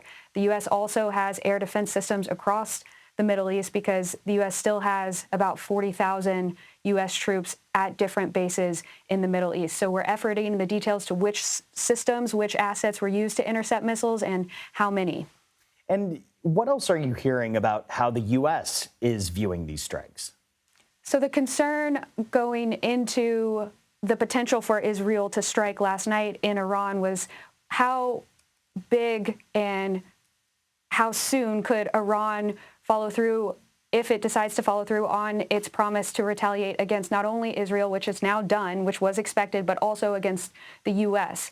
The two attacks that Iran launched last year on Israel used some longer-range ballistic missiles, and what U.S. officials are concerned about is that while that supply may be a bit depleted because of the action last year, they're shorter-range ballistic missiles that are within where U.S. bases are within the distance of that, those could still be used by Iran. And those U.S. bases, the Iranians have threatened to attack. So the U.S. is watching this very closely to make sure that those 40,000 forces are kept safe. Ellie, there's obviously a lot of questions that are surfacing from this recent back and forth, this exchange of missiles between the two countries. The biggest question, is there a sense that the U.S. will get pulled into a larger conflict here? I think all the U.S. officials we talked to last night were very clear that the U.S. had no involvement in assisting Israel strike Iran, realizing that there is the potential to draw in the U.S. The U.S. does not want to be part of this conflict. Iran, even if the U.S. does not assist, does view the U.S. as a supporter of Israel. And so there is a risk of the U.S. at least being targeted in retaliation, but the Pentagon will, according to defense officials I've talked to, try their best to keep the U.S. out of this. Ellie Watson, thank you for that. Now I want to turn to CBS News contributor Robert Berger, who is on the ground in Israel, specifically in Jerusalem. So, Robert, I'm seeing some reports from Haaretz of injuries. Are you hearing anything about people? Are you able to confirm any of that information coming out about what, if any, injuries have unfolded because of these rounds of missile strikes? Well, there are 2 serious injuries, according to various media reports, and about 20 people lightly injured. So that's the casualty toll right now. Also, we have an update on the number of missiles that were fired, according to the Israeli army spokesman, which is around 100. So 100 were fired from Iran in 2 salvos. And several got through the Israeli and American defenses and slammed into Tel Aviv. What, if anything, do you know about U.S. involvement? We know that the Prime Minister of Israel, Benjamin Netanyahu, addressed the nation. Did he say anything about U.S. involvement in countering some of these missiles or shielding Israel from some of these missiles? No, he didn't. But we do have confirmation now from the Israeli defense minister that the U.S. was involved in helping down some of these missiles that were fired from Iran. And that's what we've seen now. This is the 3rd Iranian attack on Israel. There were a couple last year, one in April and one in October. And both times the U.S. was involved in defending Israel. That could be done with ships there in the Persian Gulf, in the Arabian Sea. You have destroyers there. There are also THAAD missile and Patriot missile systems deployed in Jordan and in other countries that may help knock down these missiles. So American support, very important once again. Robert Berger giving us his analysis and reporting from inside Israel in Jerusalem. I want to go over to Olivia Gazis now. She is joining us as well. Olivia, Israel has come out and said that this is going to be a prolonged front. Do we know the scope of what, if any, operations they are planning in retaliation to this latest event? You know, it's a very interesting question, and it's a very central question. In the clip that you played of the Prime Minister addressing the Iranian people, he was very careful to specify that the targets that the Israelis have gone after thus far were military in nature, were nuclear scientists related to the nuclear program. You have not, although there are reports of civilian casualties, there have been no civilian targets thus far that we are aware of involved in the Israelis' campaign.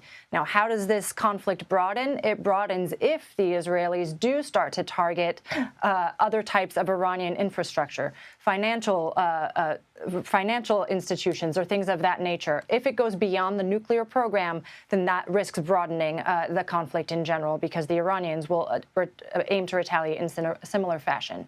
And Olivia, you know, if we play out that thread just a little bit, we are talking about a military in Iran that is also quite sophisticated, correct? A military that represents a threat.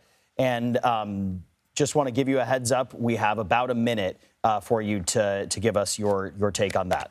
Absolutely. The Iranians are savvy operators. They had a robust network of proxies, but they've been severely degraded, which is precisely why the Israelis thought that now was the time to strike. Their air defenses had been degraded. Their proxy networks had been degraded. And that is why Benjamin Netanyahu was making the calculus, the very risky one, of whether to take it a step further and target elements of the Iranians' nuclear program. We know there are risks to that, and we know that the UN's watchdog, the IAEA, is very carefully monitoring whether there's been any spillage of radioactive material. We understand he's briefing the UN right now about all of his findings thus far. Olivia Gazis, we appreciate it. And I want to thank all of our guests who have been live with us over these more than 90 minutes. You know, once again, just as you can see, as night falls on Tel Aviv, Israel, a number of missiles were intercepted. Some did hit Tel Aviv. We're going to take a quick break. You're watching CBS News 24/7.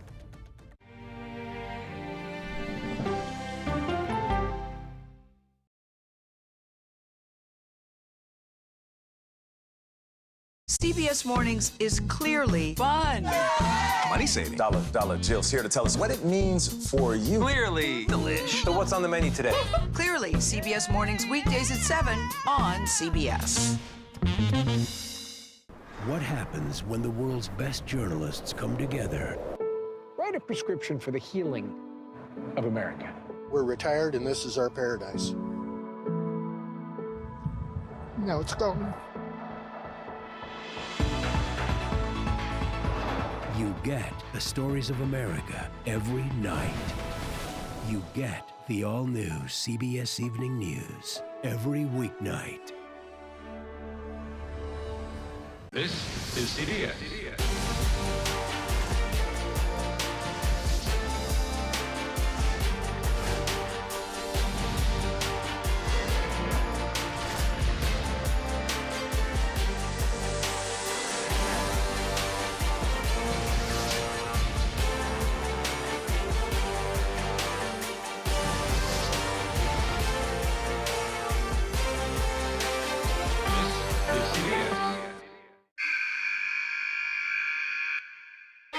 I had progressively fallen deeper into the world of online sports betting. The risk is the rush. What do you think is driving the spike in popularity? I think it's legality. If it's legal, I'm going to use it. There are ways to bet when you are 18. We've created an epidemic of child gambling. You can't walk into a male dormitory in a college campus without sports betting happening. It's America's most neglected problem. I used sports betting as a way to escape, when in reality, I'm choosing self-destruction. Whatever I had left, it was gone. The purpose of the industry is to get you to play to extinction. And that means until all your money is gone.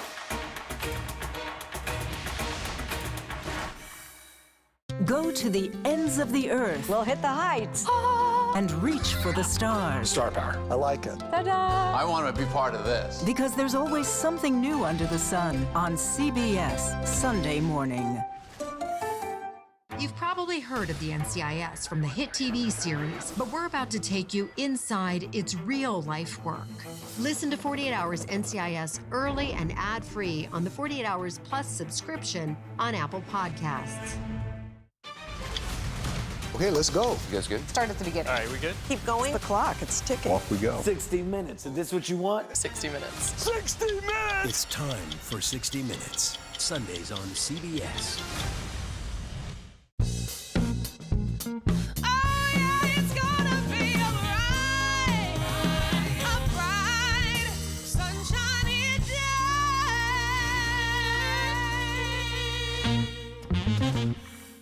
I'm Major Garrett in Washington, inviting you to The Takeout. Politics, policy, people, and pop culture streaming right here on CBS News 24/7. It's remarkable. These are the hills where Michelangelo pulled marble to carve masterpieces. So what's this? Meet Robo.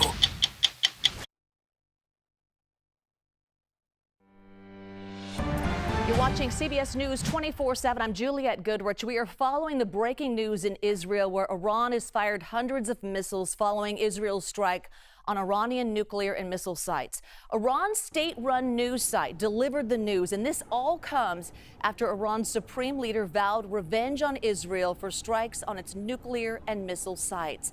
So this video to our monitors out of Tel Aviv, it's showing the aftermath of an airstrike that hit an apartment complex. You can see right there, the strike left the side of the building crumbling with flames shooting out of multiple units. And this is the view from below. Emergency services in Tel Aviv, they're blocking off streets littered with glass in the area and debris. We don't know yet exactly how many people have been hurt in these strikes on Israel. Now, Israeli army releases footage. It shows airstrikes from Iran. They say this is video of drones, as you can see right there, being intercepted as they head toward Israel. We want to get to our live team coverage following all of these developments with a former senior State Department official, along with reaction from Washington, D.C. at this hour. Let's go now to the White House and bring in CBS News reporter Aaron Navarro with the latest on what we're hearing and any reaction from the Trump administration. Yeah, so far, no comment or statement from the president himself or the White House. We do know, per a White House official and a U.S. official, that the U.S. did help Israel intercept the Iranian missiles coming this afternoon. Earlier in the day, we know that the president held a national security meeting with several cabinet-level officials, including Secretary of State Marco Rubio, as well as his Vice President J.D. Vance. And in the public posture from the president today, both through posts on his Truth Social or interviews with reporters throughout the day, he said that they, quote, knew everything about Israel's strikes on Iran, and again tried to warn Iran to make this nuclear deal. We've learned from sources that that meeting on Sunday between Steve Witkoff, the White House special envoy in the Middle East, and Iranian officials is still the goal of this administration, though we're seeing from Iran that it doesn't seem like diplomacy is still a potential option given Israel's strikes. But we're still waiting to hear from the president himself on these latest strikes from Iran. Aaron, I want to ask, what are we hearing from American military bases in the Middle East? Yeah, we're hearing that U.S. forces at two bases in Iraq and Syria were ordered into their bunkers earlier this afternoon. This kind of signifies that there was a potential threat that they were facing among these heightened tensions in the Middle East. What we're seeing from many countries in the Middle East is condemning the strike from Israel on Iran, but also calling for de-escalation. We know that these U.S. troops who were in the bunkers were there for about an hour, got out around 3 p.m., but it's certainly something we're going to be watching should Iran strike any U.S. bases or, ships in the region as part of their overall retaliation to Israel strikes. Aaron Navarro, will check back with you. Aaron, thank you. Live from the White House. I want to go to former senior State Department and CIA official Ned Price. He's joining us live now.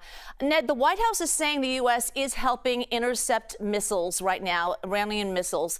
Can you talk about that particular support and what's happening now with your expertise? Well, it's not at all surprising to hear, especially because President Trump said yesterday that the United States would help defend the state of Israel if it were to come under attack. And it was a pretty safe bet that Israel would face retaliation after this operation against the Iranian regime. The question in my mind is to what extent this participation, this U.S. participation in Israel's defense, will heighten the threat picture for U.S. forces, U.S. diplomats, other Americans overseas, whether they're private citizens or those who are deployed in service of the U.S. government. You'll note that the Trump administration has gone to extraordinary lengths to provide some at least initial distance between the United States government and what Israel started yesterday.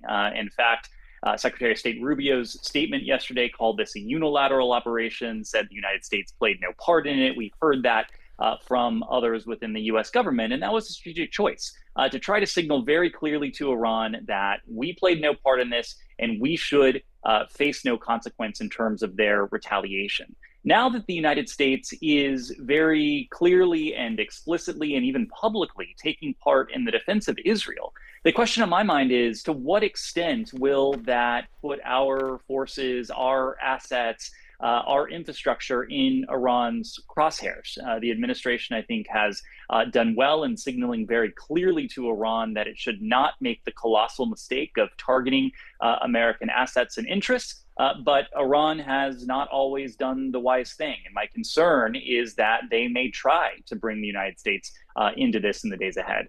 Yeah, that is the concern. Will the U.S. get pulled into a bigger conflict? I also want to talk about the timing of this. Why now? It's a question that lots of people are puzzling over, and I think there are really two contexts we need to consider. The first is a strategic context, and there is no question that over the course of the past 2-3 years, Iran and its proxies have been weakened in significant and even strategic ways.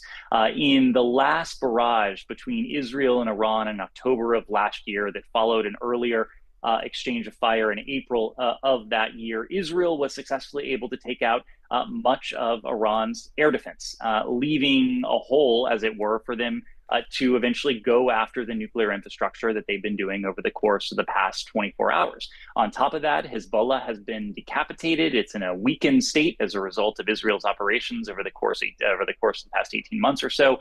Hamas, of course, is very clearly decimated. The Houthis are under pressure. Shia militias in Iraq and Syria are also somewhat weakened. And so Israel probably appreciated that strategic context. But there's also a political and even geopolitical context to this. And so while Israel yesterday was very clearly going after the Iranian nuclear program and its military and some leadership targets as its proximate target, there is no doubt in my mind that they also wanted to take direct aim at diplomacy and the Trump administration's diplomacy that was ongoing with Iran. And in fact, the president's envoy, Steve Witkoff, was supposed to meet with the Iranian foreign minister in just a couple days from now on Sunday in Oman. The Israelis have long been uneasy about this. It seems very clear they don't trust the Trump administration to strike what they would consider to be a good, solid deal. And so it seems pretty clear to me that they saw this not only as a chance to go after Iran, but as an opportunity to put an end to what they saw as potentially weak and, in their own eyes, dangerous diplomacy that the Trump administration was engaged in. I wanted to ask, how has the international community responded to the developments, and any reaction yet from Russia? Well, I think what we're seeing is what we see often in contexts like this. We see a public reaction, and then very quietly, we hear a private response that can be somewhat different. The UN Security Council is meeting right now. Russia, as it often does, is condemning Israeli actions. It's condemning what it calls Israeli aggression against Iran, and that's no surprise. What I'm looking towards more so is the reaction from the Middle East. And we've seen some pretty strongly worded statements from the Saudis, from others within the Gulf, from the Jordanians and others condemning this Israeli operation. At the same time, we are seeing some longstanding partners in the Middle East, including friends of ours who have become at least friendlier with Israel in recent years, take part in the operation to defend Israel. Now, in some cases, these countries are saying that they're going after drones and ballistic missiles that pose a threat to their own territory, and that may be true. But from our previous experience, and unfortunately we had 2 previous goes with Iran launching military campaigns at Israel in 2024, we did see longstanding U.S. partners take part in efforts to repel this kind of retaliation. These countries are not going to brag about it. In fact, they are not going to make it public, and some will even go to extraordinary lengths to keep it hidden, to keep it hidden from public view. But the fact is that there will be a number of countries in the region who are satisfied, if in some cases not gleeful, to see the Iranian regime defanged in this way. Now, they may come to regret it if the region bursts further into flames and if conflict really takes center stage rather than enhance stability, security, and integration across the region. Whether that happens, whether we see more conflict, whether we see more security and stability, I think it's far too early to say. That's something we'll have to see over the coming days, weeks, months, and yes, years, given the scale of this operation. Former senior State Department and CIA official Ned Price, I want to thank you for your time. Now let's bring in CBS News White House and Political Executive Director Fin Gomez. All of this, Fin, happening as the Army's 250th anniversary parade is planned for tomorrow, and amid the anti-ICE protests, this is a full schedule for not just the White House, but all of D.C. Let's talk about the big picture for this administration. Yeah, it's a really fully packed week, as you know, Jules, and it ends with this big parade that's been planned, as you mentioned, for the 250th anniversary of the Army. It's happening Saturday here in Washington. It's also the president's 79th birthday. It's expected to include up to 6,600 soldiers, as well as about 150 vehicles and 50 aircraft, Jules, as part of the celebration. This is according to Army officials. There are hundreds of thousands expected to attend, Jules. According to the organizers of this event, it's been this commemoration has been being planned for 2 years, but really the advent of this parade started back in Trump 1.0 when the president was in France for the Bastille Day celebrations and really took note of the military parade they had there. Speaking to senior administration officials then, they told me that he was very excited about the pomp and circumstance of the parade, and therefore really wanted one. At the time, Army officials pushed back on it, but now he's in unison with, of course, Secretary Hegseth and others to celebrate this big event. The cost is going to be big, and a lot of critics have been circling around the cost between $25 to $45 million. Also, I spoke to some top Democrats, both on the Hill and in the political space, Jules, and they tell me for them, this gives a whiff of authoritarianism. It's one person called it dictator chic. And these are, of course, detractors to the president. Other administration officials that I spoke to, Jules, they believe this is not that. It's really to showcase the Army and also the strongest military in the world.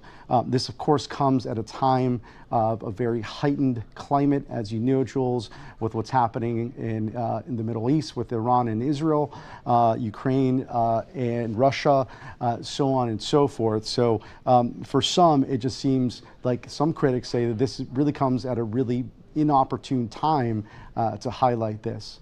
Yeah, it's been an active night as dozens of Iranian missiles have rained down on Tel Aviv. And as you were talking, we were looking at prior video that's come into our monitors. And you can only wonder if this is going to overshadow such a big event that's supposed to happen in Washington, D.C. Fin Gomez, thank you so much.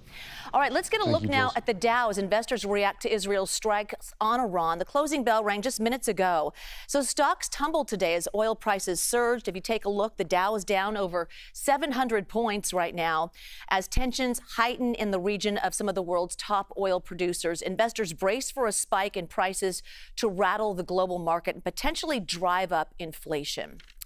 All right, next, we are continuing to follow the breaking news of an Iranian missile attack in Israel. We'll follow that next. You're watching CBS News 24/7.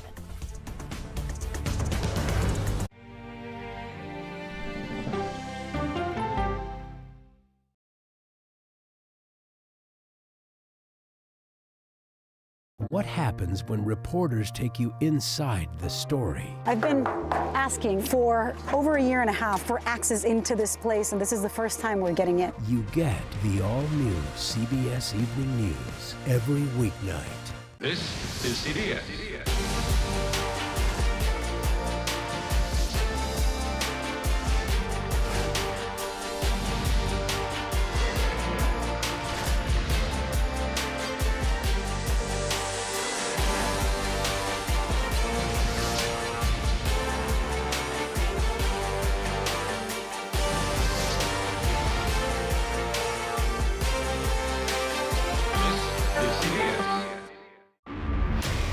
This is NCIS. You put on that uniform, you agree to protect the person next to you, no matter what. Welcome to Australia. Match made in heaven.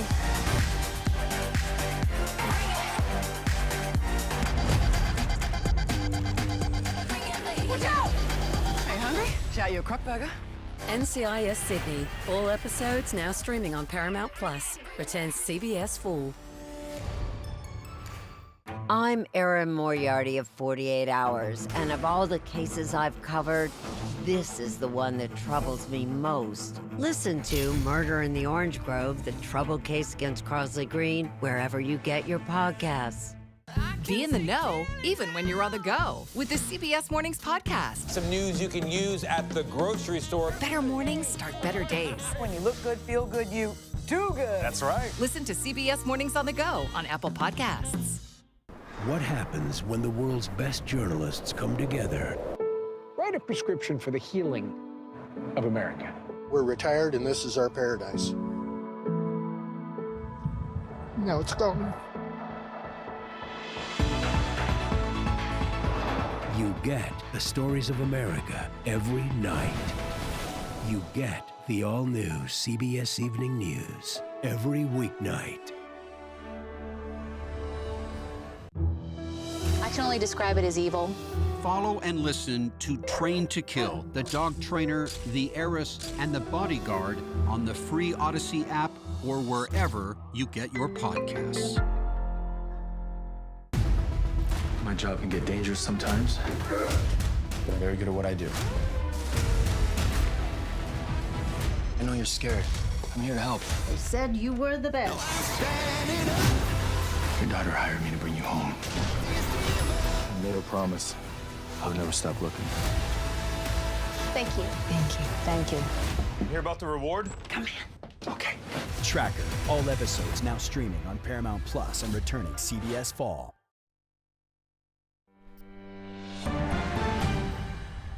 We continue our breaking news. Israeli Prime Minister Benjamin Netanyahu issued a video statement online in the past hour. He framed it as a message to the people of Iran, saying that this military operation is clearing a path for Iranians to achieve their freedom. Let's take a listen. In the past 24 hours, we've taken out top military commanders, senior nuclear scientists, the Islamic regime's most significant enrichment facility, and a large portion of its ballistic missile arsenal. More is on the way. The regime doesn't know what hit them. They don't know what will hit them.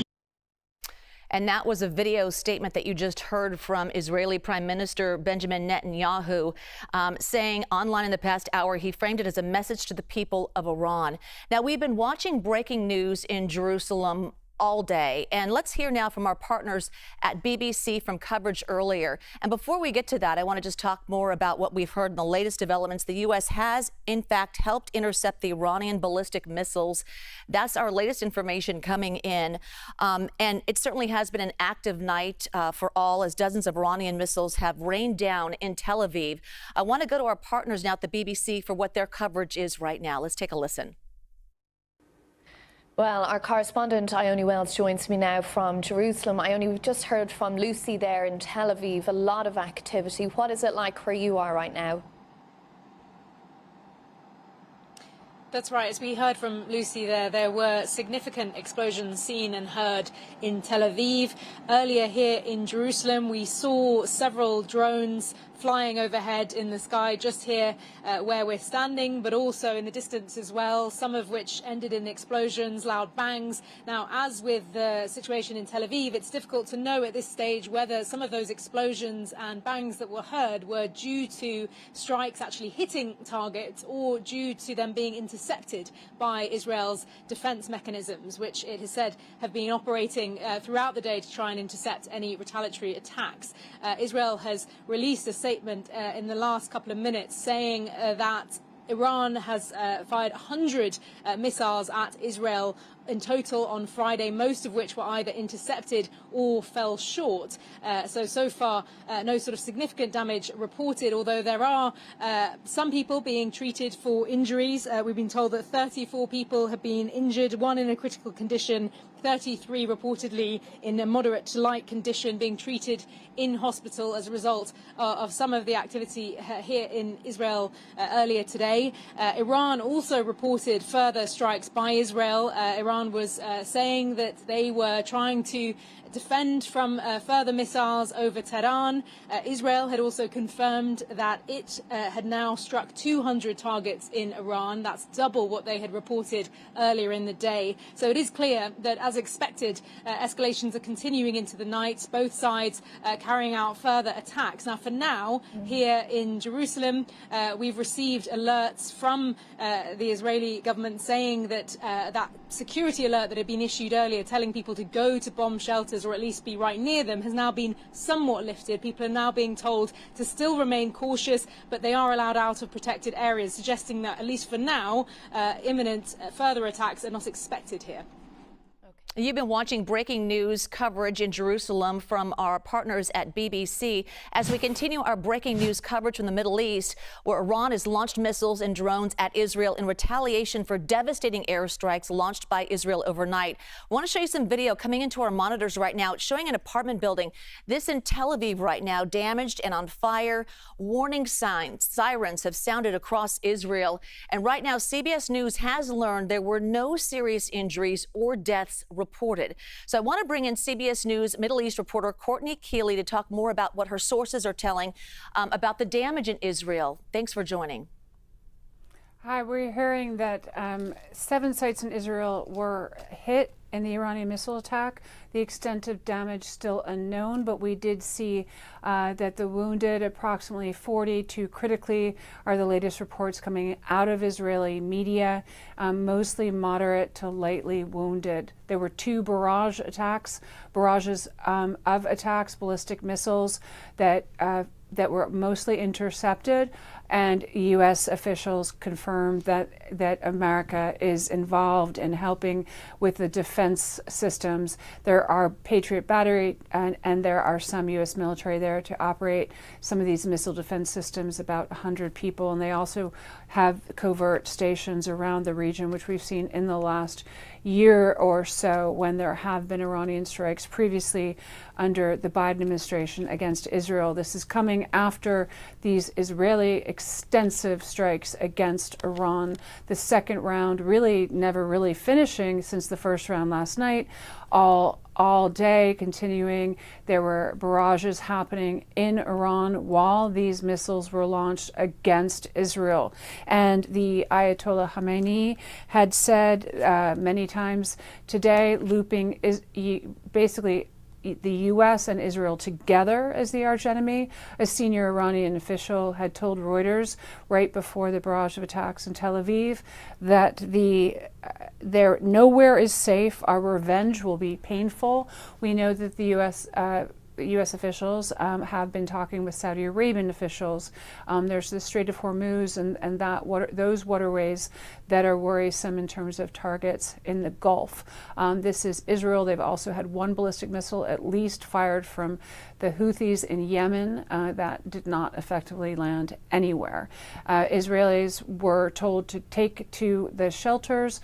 Air raid systems launched across Israel, screaming into Shabbat night. That sound the Israelis know so well to go in their shelters. But what I was also hearing from Iran is Iranians saying, where are our sirens? Where are our shelters? You know, many don't feel that the regime represents them at all, especially with its abject human rights abuses and record, and but they are nationalistic. Iranians are nationalistic. I'm hearing so many unconfirmed reports out of Iran right now, and I don't really want to go into what's happening, but it looks like there are protests. It looks like there could be more strikes. Before strikes, meaning, excuse me, not airstrikes, but actual strikes of workers there, the trucking strike. And I'm hearing that the bazaar could go on strike. The merchants class is a big spine running through the Iranian populace. So we really have to wait and confirm those reports. But it's cover of darkness now in Iran, cover of darkness now in Israel. These ballistic missiles fired over Israel, and this barrage and this attack by Israel into Iran, it's hit civilians and killed civilians. One well-known 24-year-old poet and members of her family are among the casualties. Iran is mourning her. The numbers were over 75 earlier today. We'll still have to continue to look at that. Most importantly right now, too, to note that the Iranian elite Al-Quds force member, head leader of the Iranian Revolutionary Guard, Al-Quds, was killed. And that was confirmed by Israeli officials. They hit nuclear facilities. They hit energy. They hit the oil refinery, the largest oil refinery. And not just nuclear facilities, but they had Mossad on the ground with smuggled drones that they had been slowly building up this operation that were ready to go last night with those airstrikes. So drone attacks across the country. Residential buildings hit where apparently top leadership was. So they've been targeting, they took out several top leadership. Under Ayatollah Khamenei, he announced their, quote, martyrdom. He announced that they were already being replaced. So Khamenei still large and in charge. Some Iranian reports saying that Iranians are taking to the streets and protesting. It's still early days. Prime Minister Netanyahu saying this could continue for 14 days or more. Courtney, we've been reporting the White House says the U.S. helped intercept Iranian missiles. What can you tell us about that? Well, the U.S. has, is Israel's strategic ally. They have about 100 troops on the ground to help one of their defense systems that are able to shoot these missiles out of the sky. So U.S. troops were put in the ground to help them. I can't tell you in terms of deployment if they're still right there, what the number is. We also know from previous missile strikes when President Biden was in, what his administration was overseeing this within the last year or so, that they were covert options and operations happening around Israel too, really not disclosing those sites whether they're in Iraq or Jordan, but defensive systems on the ground to shoot these missiles out of the sky. And then Israel has Operation Iron Dome, and it has the backing of U.S. funding and the U.S. military. CBS News Middle East reporter Courtney Keeley. Courtney, thank you. We are continuing to follow the breaking news: an Iranian missile attack in Israel. You're watching CBS News 24/7.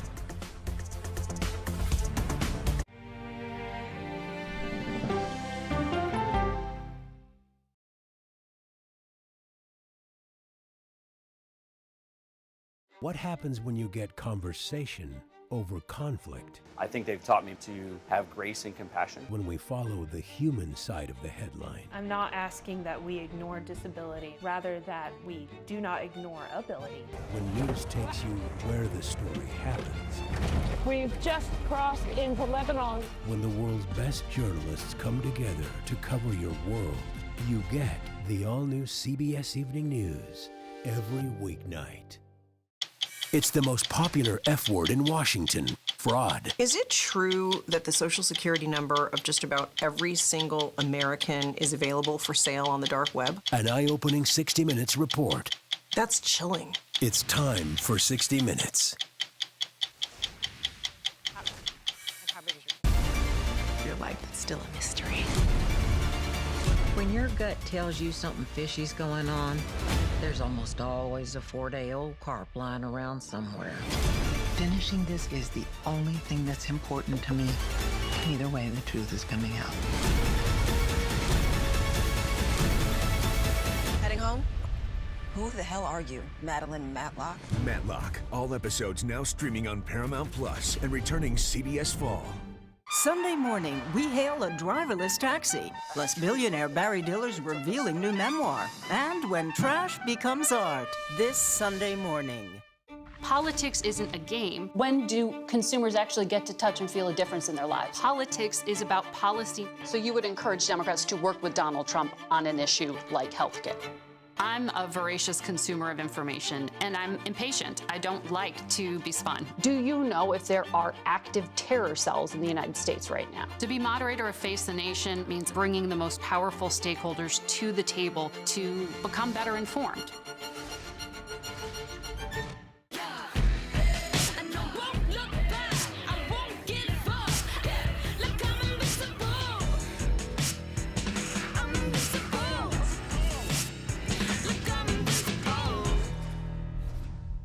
It was almost like being face-to-face with the devil. 48 Hours reports. I fought and fought. 911, what is your emergency? She disappeared off the face of the earth. Stream 48 Hours, 24/7. Elspeth! Oh, I thought I saw you. And then I thought, well, who else could it be? Dressed as a member of the Lollipop Guild. I work with the police. I like my outlandish theories with a heavy dose of evidence. Nice alibi, by the way. Can you be careful with that? Whoever did this is still out there. And I do love a mystery. Elsbeth, all episodes now streaming on Paramount Plus and returning CBS Fall. We continue to follow breaking news regarding the conflict between Israel and Iran. Retired Lieutenant General Russell Honore joining us live now. Thank you so much for joining us. First things first, I want to talk to you about this exchange of missiles between two countries. And where does the United States stand in this? And what does it need to do with Israel, in your opinion? Well, I think the United States have played a significant role in defense of Israel again. It made a pronouncement at the beginning of this campaign that it was not participating in the offensive operation, in other words, Israeli attack on Tehran, but it would help Israel defend. And in the last few hours, we've seen the United States participate with land, air, and sea air defense system to support Israel. It looked like, by and large, they've been pretty successful with a few exceptions inside of Israel. But my biggest fear is miscalculations, or the Iranians decide to attack U.S. forces inside the area of operations inside Iran, or forces that are operating inside the Straits of Hormuz, or U.S. ships. I'm looking for an asymmetric threat attack now from Iran, which they have the capability to do. And it's not going to be where we're defending in Tel Aviv, but it will be somewhere else. To include an asymmetric threat in Washington, D.C. is possible. Who is in the driver's seat, so to speak, if I may ask? Well, this is an attack that Israel been wanting to do since going all the way back to George Bush, President Obama, President Trump won, and all through the Biden administration, is to conduct a significant attack on Iranian capability to produce nuclear weapons. So this has been going on for over a decade. President Netanyahu wants to start a decisive campaign to destroy Iranian nuclear capacity. And it appears that between him and President Trump, I understand what the Trump administration was doing, because they were actively negotiating. I don't know if that was a part of their strategy to make the Iranians feel they were on a path to some sort of agreement, while the Israelis prepared their sorties to go in and attack. We've lost the element of trust there. I don't know how the U.S. will open negotiations with the Iranians after this attack that happened in the last 24 hours. Retired Lieutenant General Russell Honore, I want to thank you for your time. Appreciate it. After a night of airstrikes by Israel, Iran has struck back, launching hundreds of missiles towards Israel. The Israeli army says its Iron Dome missile defense system intercepted several missiles before they could hit their intended targets in Israel.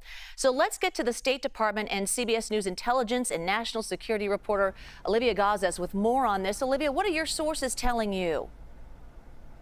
Well, the significant development we've seen so far now is that the U.S. is now sort of made its first involvement. You'll recall officials were strident yesterday in making clear that Israel was acting unilaterally, the U.S. was not participating in any strikes, and now we have confirmation that the U.S. is assisting in defending Israel from these incoming ballistic missiles from Iran using ground-based interceptors. Our Pentagon reporter Ellie Watson has confirmed. In past cases, we had a much more complete picture of the U.S. involvement, of the U.S. outreach to partners and allies in the region. We heard a lot about the sort of diplomatic churn that the Secretary of State in particular was putting behind preparing allies, asking allies, for instance, the Jordanians, if we could use their airspace for some of these interceptions. We have gotten very little window into some of that diplomatic activity from Secretary of State Marco Rubio, who we understand has been at the White House, is involved, but we do not have a lot of specificity on who he's been talking to, what he's been saying beyond the important message that he put out yesterday, again, that Israel was acting unilaterally and the U.S. had no involvement. Here at the State Department, I do have officials telling me that a Middle East task force that was stood up yesterday is operational, is staffed day and night, is monitoring developments in the region, is making preparations should there have to be the movement of personnel from the region. But really, we have a much more opaque picture about the sort of diplomatic front than we have had in past instances when these exchanges, these incredibly heated exchanges between Iran and Israel have taken place. Olivia, something I want to touch on. What is the State Department telling U.S. citizens who may want to leave Israel as the situation escalates? They have issued several travel advisories online, on social media, indicating, depending on the region, in Iraq, in Israel, the West Bank, and Gaza, in Iran even, that airspaces will be closed. In certain cases, they have to shelter in place. They need to check their commercial options because at this point, the United States is not going to be in a position to help them leave. And those are the kinds of communications that I think Americans really turn to in crisis moments like these. And those are the communications that we have found to be not as forthcoming as they had been in the past. Olivia Gazes for the U.S. State Department. Thank you so much at the State Department. Appreciate it. All right, we continue our breaking news coverage of an Iranian missile attack in Israel. You're watching CBS News 24/7. We'll be right back.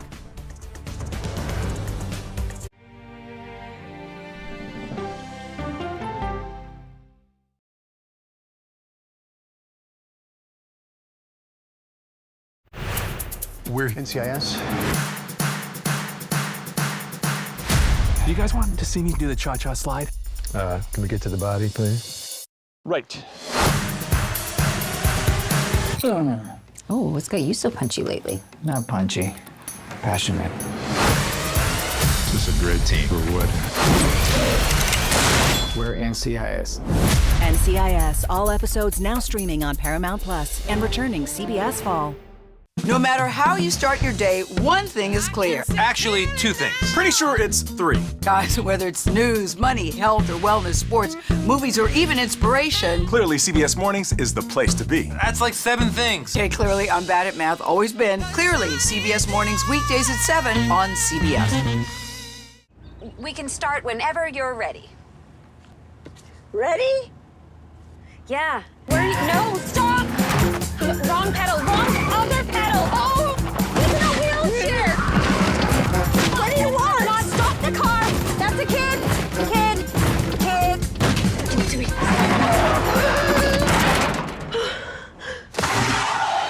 Did I pass?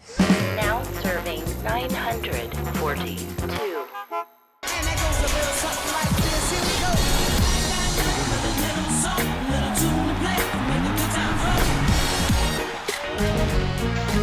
Go to the ends of the earth. We'll hit the heights. A great adventure together. And reach for the stars. Star power. I like it. So cool. But wait, there's more. Experience thought-provoking. Something that's undeniable. With mindfulness. Innovative. Magical. It's like being a child. And truly original reporting. God, you do your research. I tell a good story. Because there's always something new under the sun on CBS Sunday morning. Hi, CBS. I'm Tom Ellis. I can't wait for you to see my new show, CIA, coming CBS Fall. What happens when the world's best journalists come together? Write a prescription for the healing of America. You get the stories of America every weeknight. You get the all-new CBS Evening News. When everything's on the line, real heroes rise to the occasion. Or die trying. We're firefighters. We're gonna find a way to get you out of here. We take the hits together. We're on the same team. I'm right here with you, no matter what. I would never leave you hanging in the deep end. This place is a way of giving you new family. Fire Country. All episodes now streaming on Paramount Plus and returning CBS Fall. We continue our breaking news coverage. New video into our monitors now, which showing moments ago, showing the streets of Tel Aviv just littered with rubble after Iran started launching these airstrikes on Israel. Several buildings sustaining some major damage there. Cars crushed, streets filled with just a mess of twisted metal moments ago. Also, a search and rescue officer on the streets of Tel Aviv said they were trying to rescue people trapped in their homes as we speak. Take a look. Approximately 15 people are trapped. They're still trapped right now? We are rescuing them as we speak. Why are they trapped? They're trapped because the missile hit their house, the building that they live in. And the doors get twisted, and it's difficult. A lot of them are very old to open the doors and get out from their houses. That video from Search and Rescue there. We'll go to Wall Street now, where stocks tumbled and oil prices surged in the wake of Israel's strikes on Iran. The Dow down over 700 points as tensions heighten in the region of some of the world's top oil producers. Investors brace for a spike in prices to rattle the global market and potentially drive up inflation. So let's get to a look at the top 500 stocks. This is our interactive heat map brought to you by FinViz, and you can see just a sea of red happening right now. Let's bring in CBS News Money Watch correspondent Kelly O'Grady to walk us through the reaction on Wall Street. Hi, Kelly. Hey there, Jules. Yeah, so the Dow finished down 1.8%, and it's not as bad as it could have been. You know, this wasn't one of the days that we saw back in April, but it does reflect a lot of investor uncertainty. You've heard me use that word a lot when it comes to tariffs. It becomes even more clear when we are talking about an escalating geopolitical situation and potentially large-scale conflict. Now, there are always winners and losers. Even in situations like these, the defense stocks and the energy stocks, those had really good days, Lockheed Martin in particular.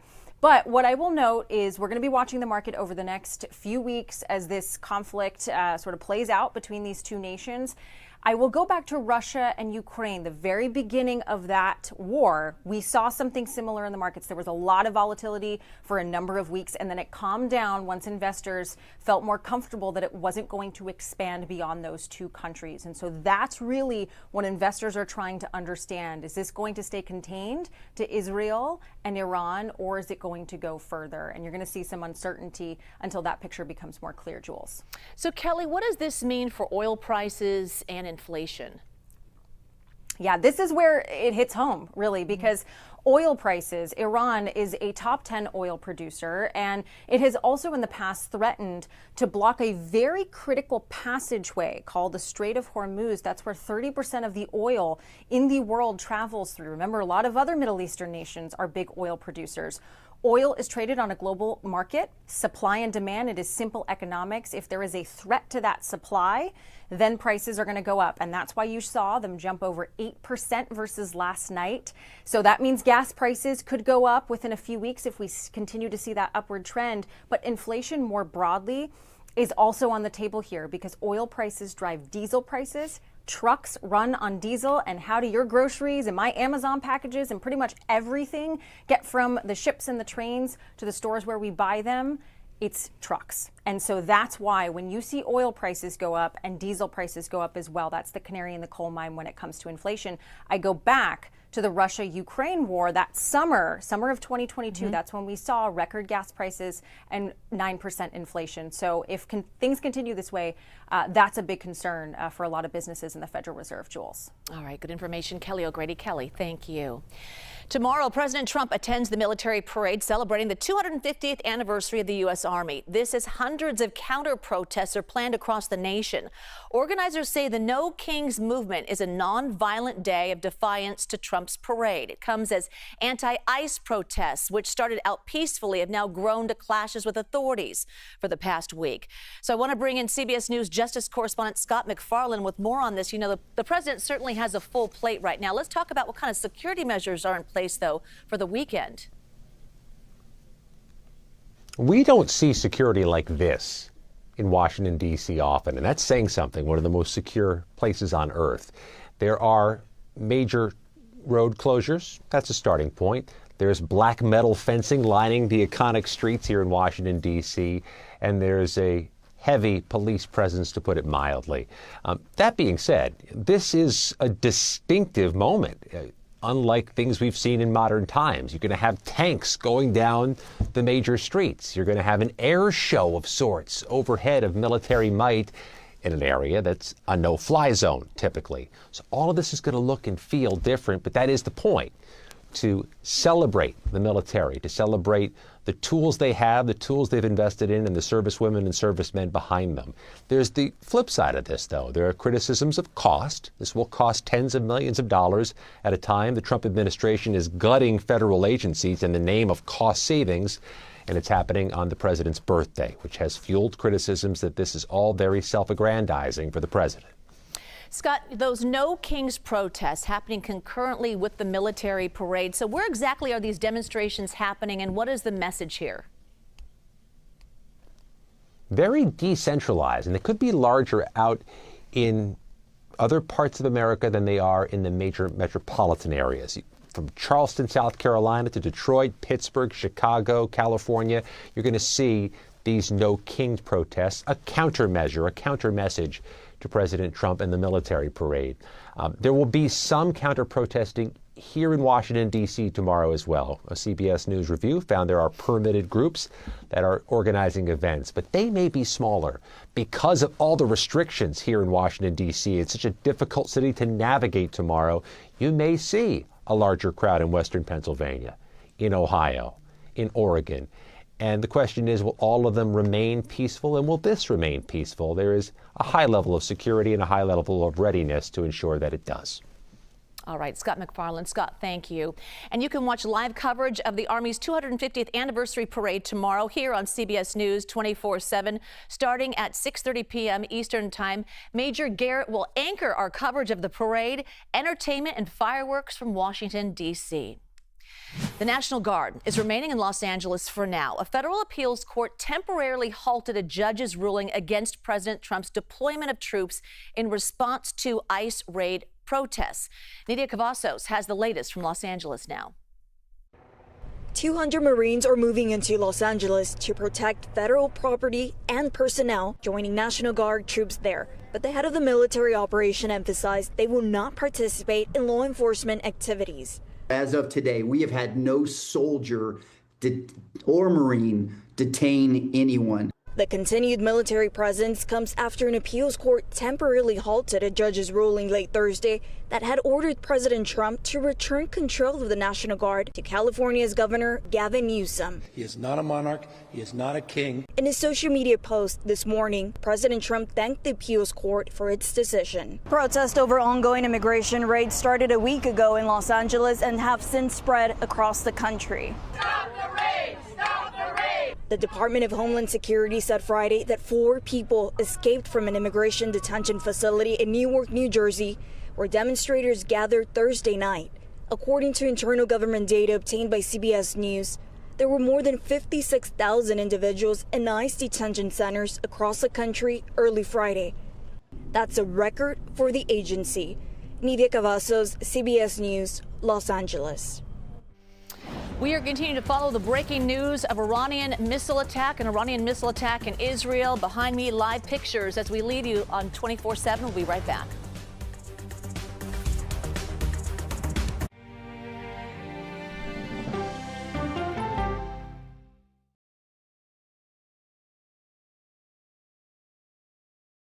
What happens when the world's best journalists come together? This was an entire building. It will take years to rebuild. We're from CBS News, American television. You get the all-new CBS Evening News every weeknight. This case, it's like a screenplay, something straight out of Hollywood. But it's not fiction. It's 48 hours. Human remains found this week. 4 families shattered. There's no physical evidence. The mystery would haunt investigators for years. There's some questions that have to be asked and need to be answered. Like a John Grisham novel. A gripping true crime original. 48 hours. Now streaming on the free CBS News app. No matter how you start your day, one thing is clear. CBS Mornings is the best way to start your day. I can see clearly now. My morning routine. The first thing I do when I wake up is turn off the alarm. I try to remember where I put my phone down. One alarm goes off at 4 a.m. I need not 1, not 2, but... And I'm out the door at 4:15. 3 snoozes to get out of bed fully coherent. How much detail are you looking for? I love a bath full of bubbles. The more bubbles, the better. I'm very quick with the actual coffee, shave, shower, dressed out the door, but all around that is just pure chaos. For example, this morning, these are dirty socks. You want my honest answer? Am I a morning person? I gotta be honest. I wish morning started at like 10 a.m. Can I say that? Clearly. It's a bright, bright, bright way to start your day. CBS Mornings weekdays at 7 on CBS. People with developmental disabilities were once sequestered by the hundreds of thousands in institutions. Many of our fellow citizens are suffering tremendously because lack of attention, lack of imagination, lack of adequate manpower. Disability activists have since torn down barriers blocking them from living at home or in the community. We conclude that Title II of the ADA requires states to provide community-based treatment for persons with mental disabilities. But of the 16,000 people who remain in state-operated institutions, half are in 5 states, and Illinois is one of them. I don't want to live in the institution. It makes me feel discriminated against. Do you think there are people living in institutions in Illinois that don't need to be living there? Yeah, because they're proving it as soon as they get out.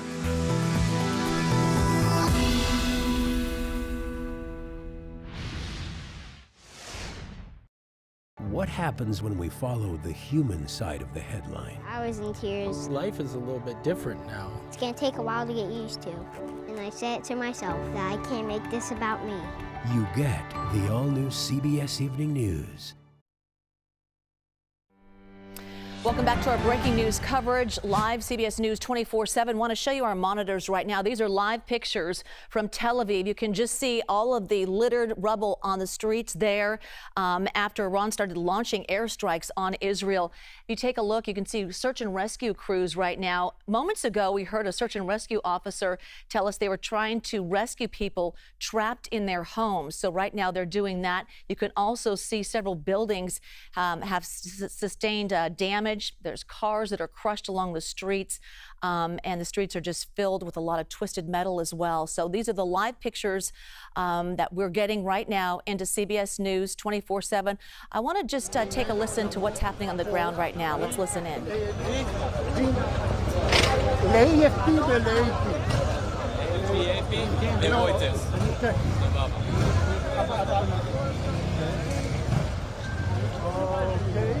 במצלמה? או אליך?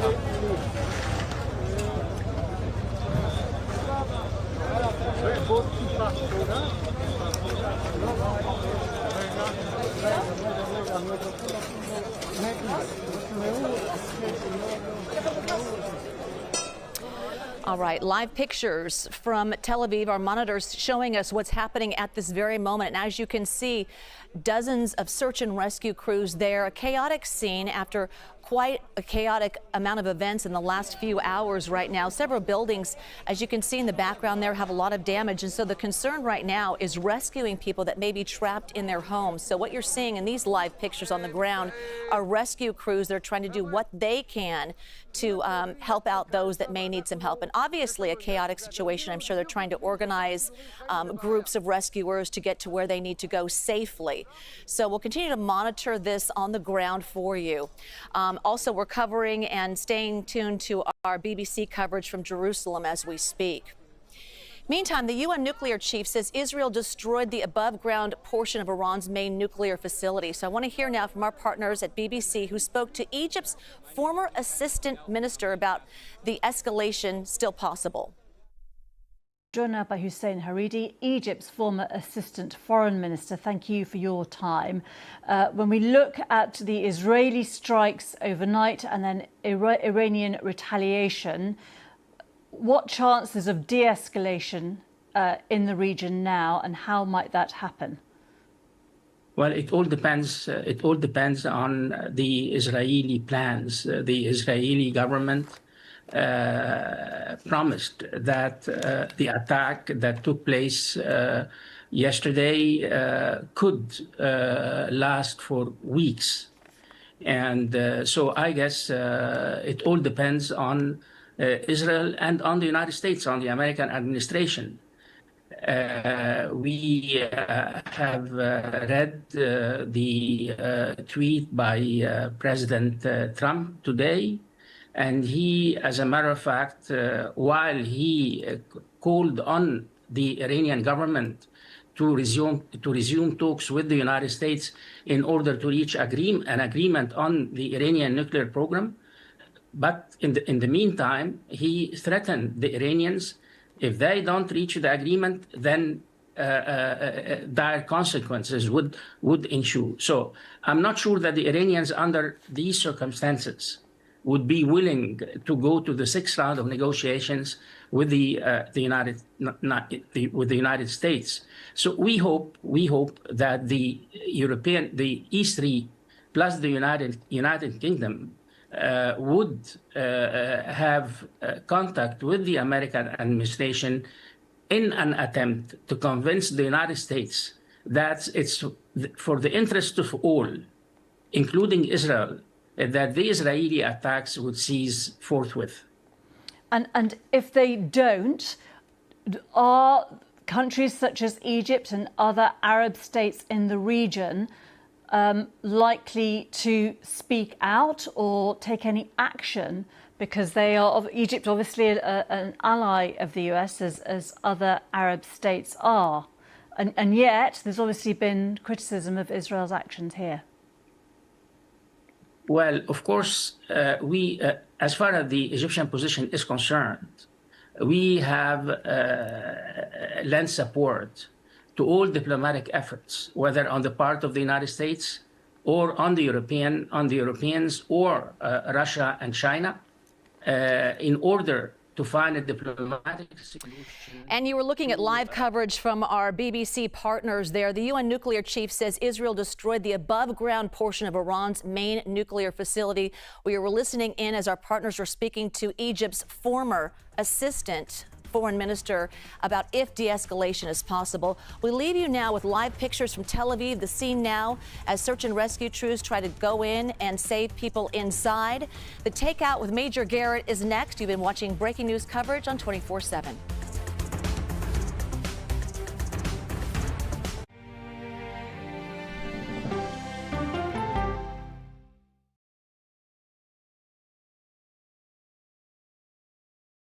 CBS Mornings is clearly fun. Money saving. Dollar Jill's here to tell us what it means for you. Clearly delish. So what's on the menu today?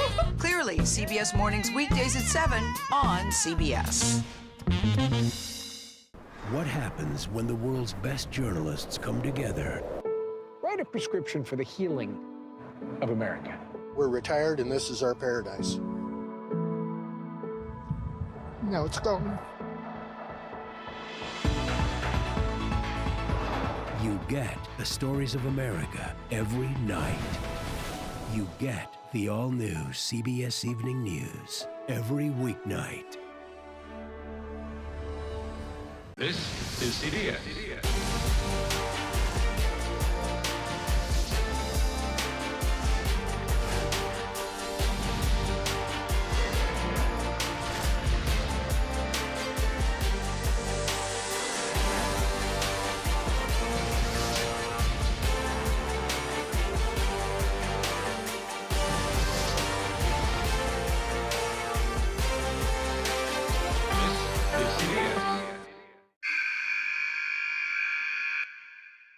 I had progressively fallen deeper into the world of online sports betting. The risk is the rush. What do you think is driving the spike in popularity? I think it's legality. If it's legal, I'm going to use it. There are ways to bet when you are 18. We've created an epidemic of child gambling. You can't walk into a male dormitory in a college campus without sports betting happening. It's America's most neglected problem. I used sports betting as a way to escape, when in reality, I'm choosing self-destruction. Whatever I had left, it was gone. The purpose of the industry is to get you to play to extinction. And that means until all your money is gone.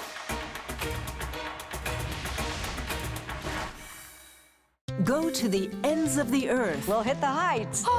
And reach for the stars. Star power. I like it. Ta-da! I want to be part of this. Because there's always something new under the sun on CBS Sunday morning. You've probably heard of the NCIS from the hit TV series, but we're about to take you inside its real-life work. Listen to 48 Hours NCIS early and ad-free on the 48 Hours Plus subscription on Apple Podcasts. Okay, let's go. You guys good? Start at the beginning. All right, we good? Keep going. The clock, it's ticking. Off we go. 60 minutes. Is this what you want? 60 minutes. 60 minutes! It's time for 60 Minutes, Sundays on CBS.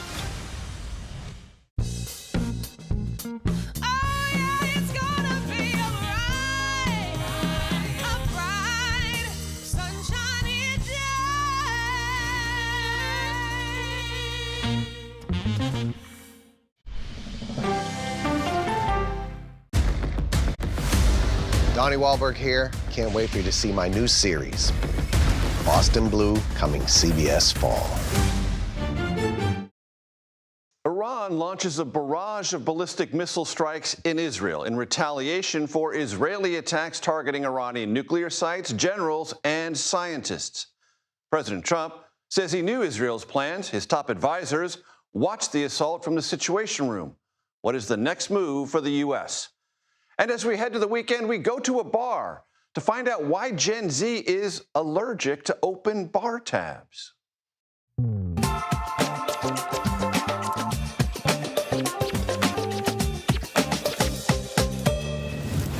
Hello, everyone. I'm Major Garrett in Washington. Welcome to The Takeout. Israel and Iran are now engaged what both call, and all visible evidence confirms, an all-out war. Late today, Israel was under siege from a ballistic missile assault. Israel says 21 people were injured. 2 were in serious condition. The country's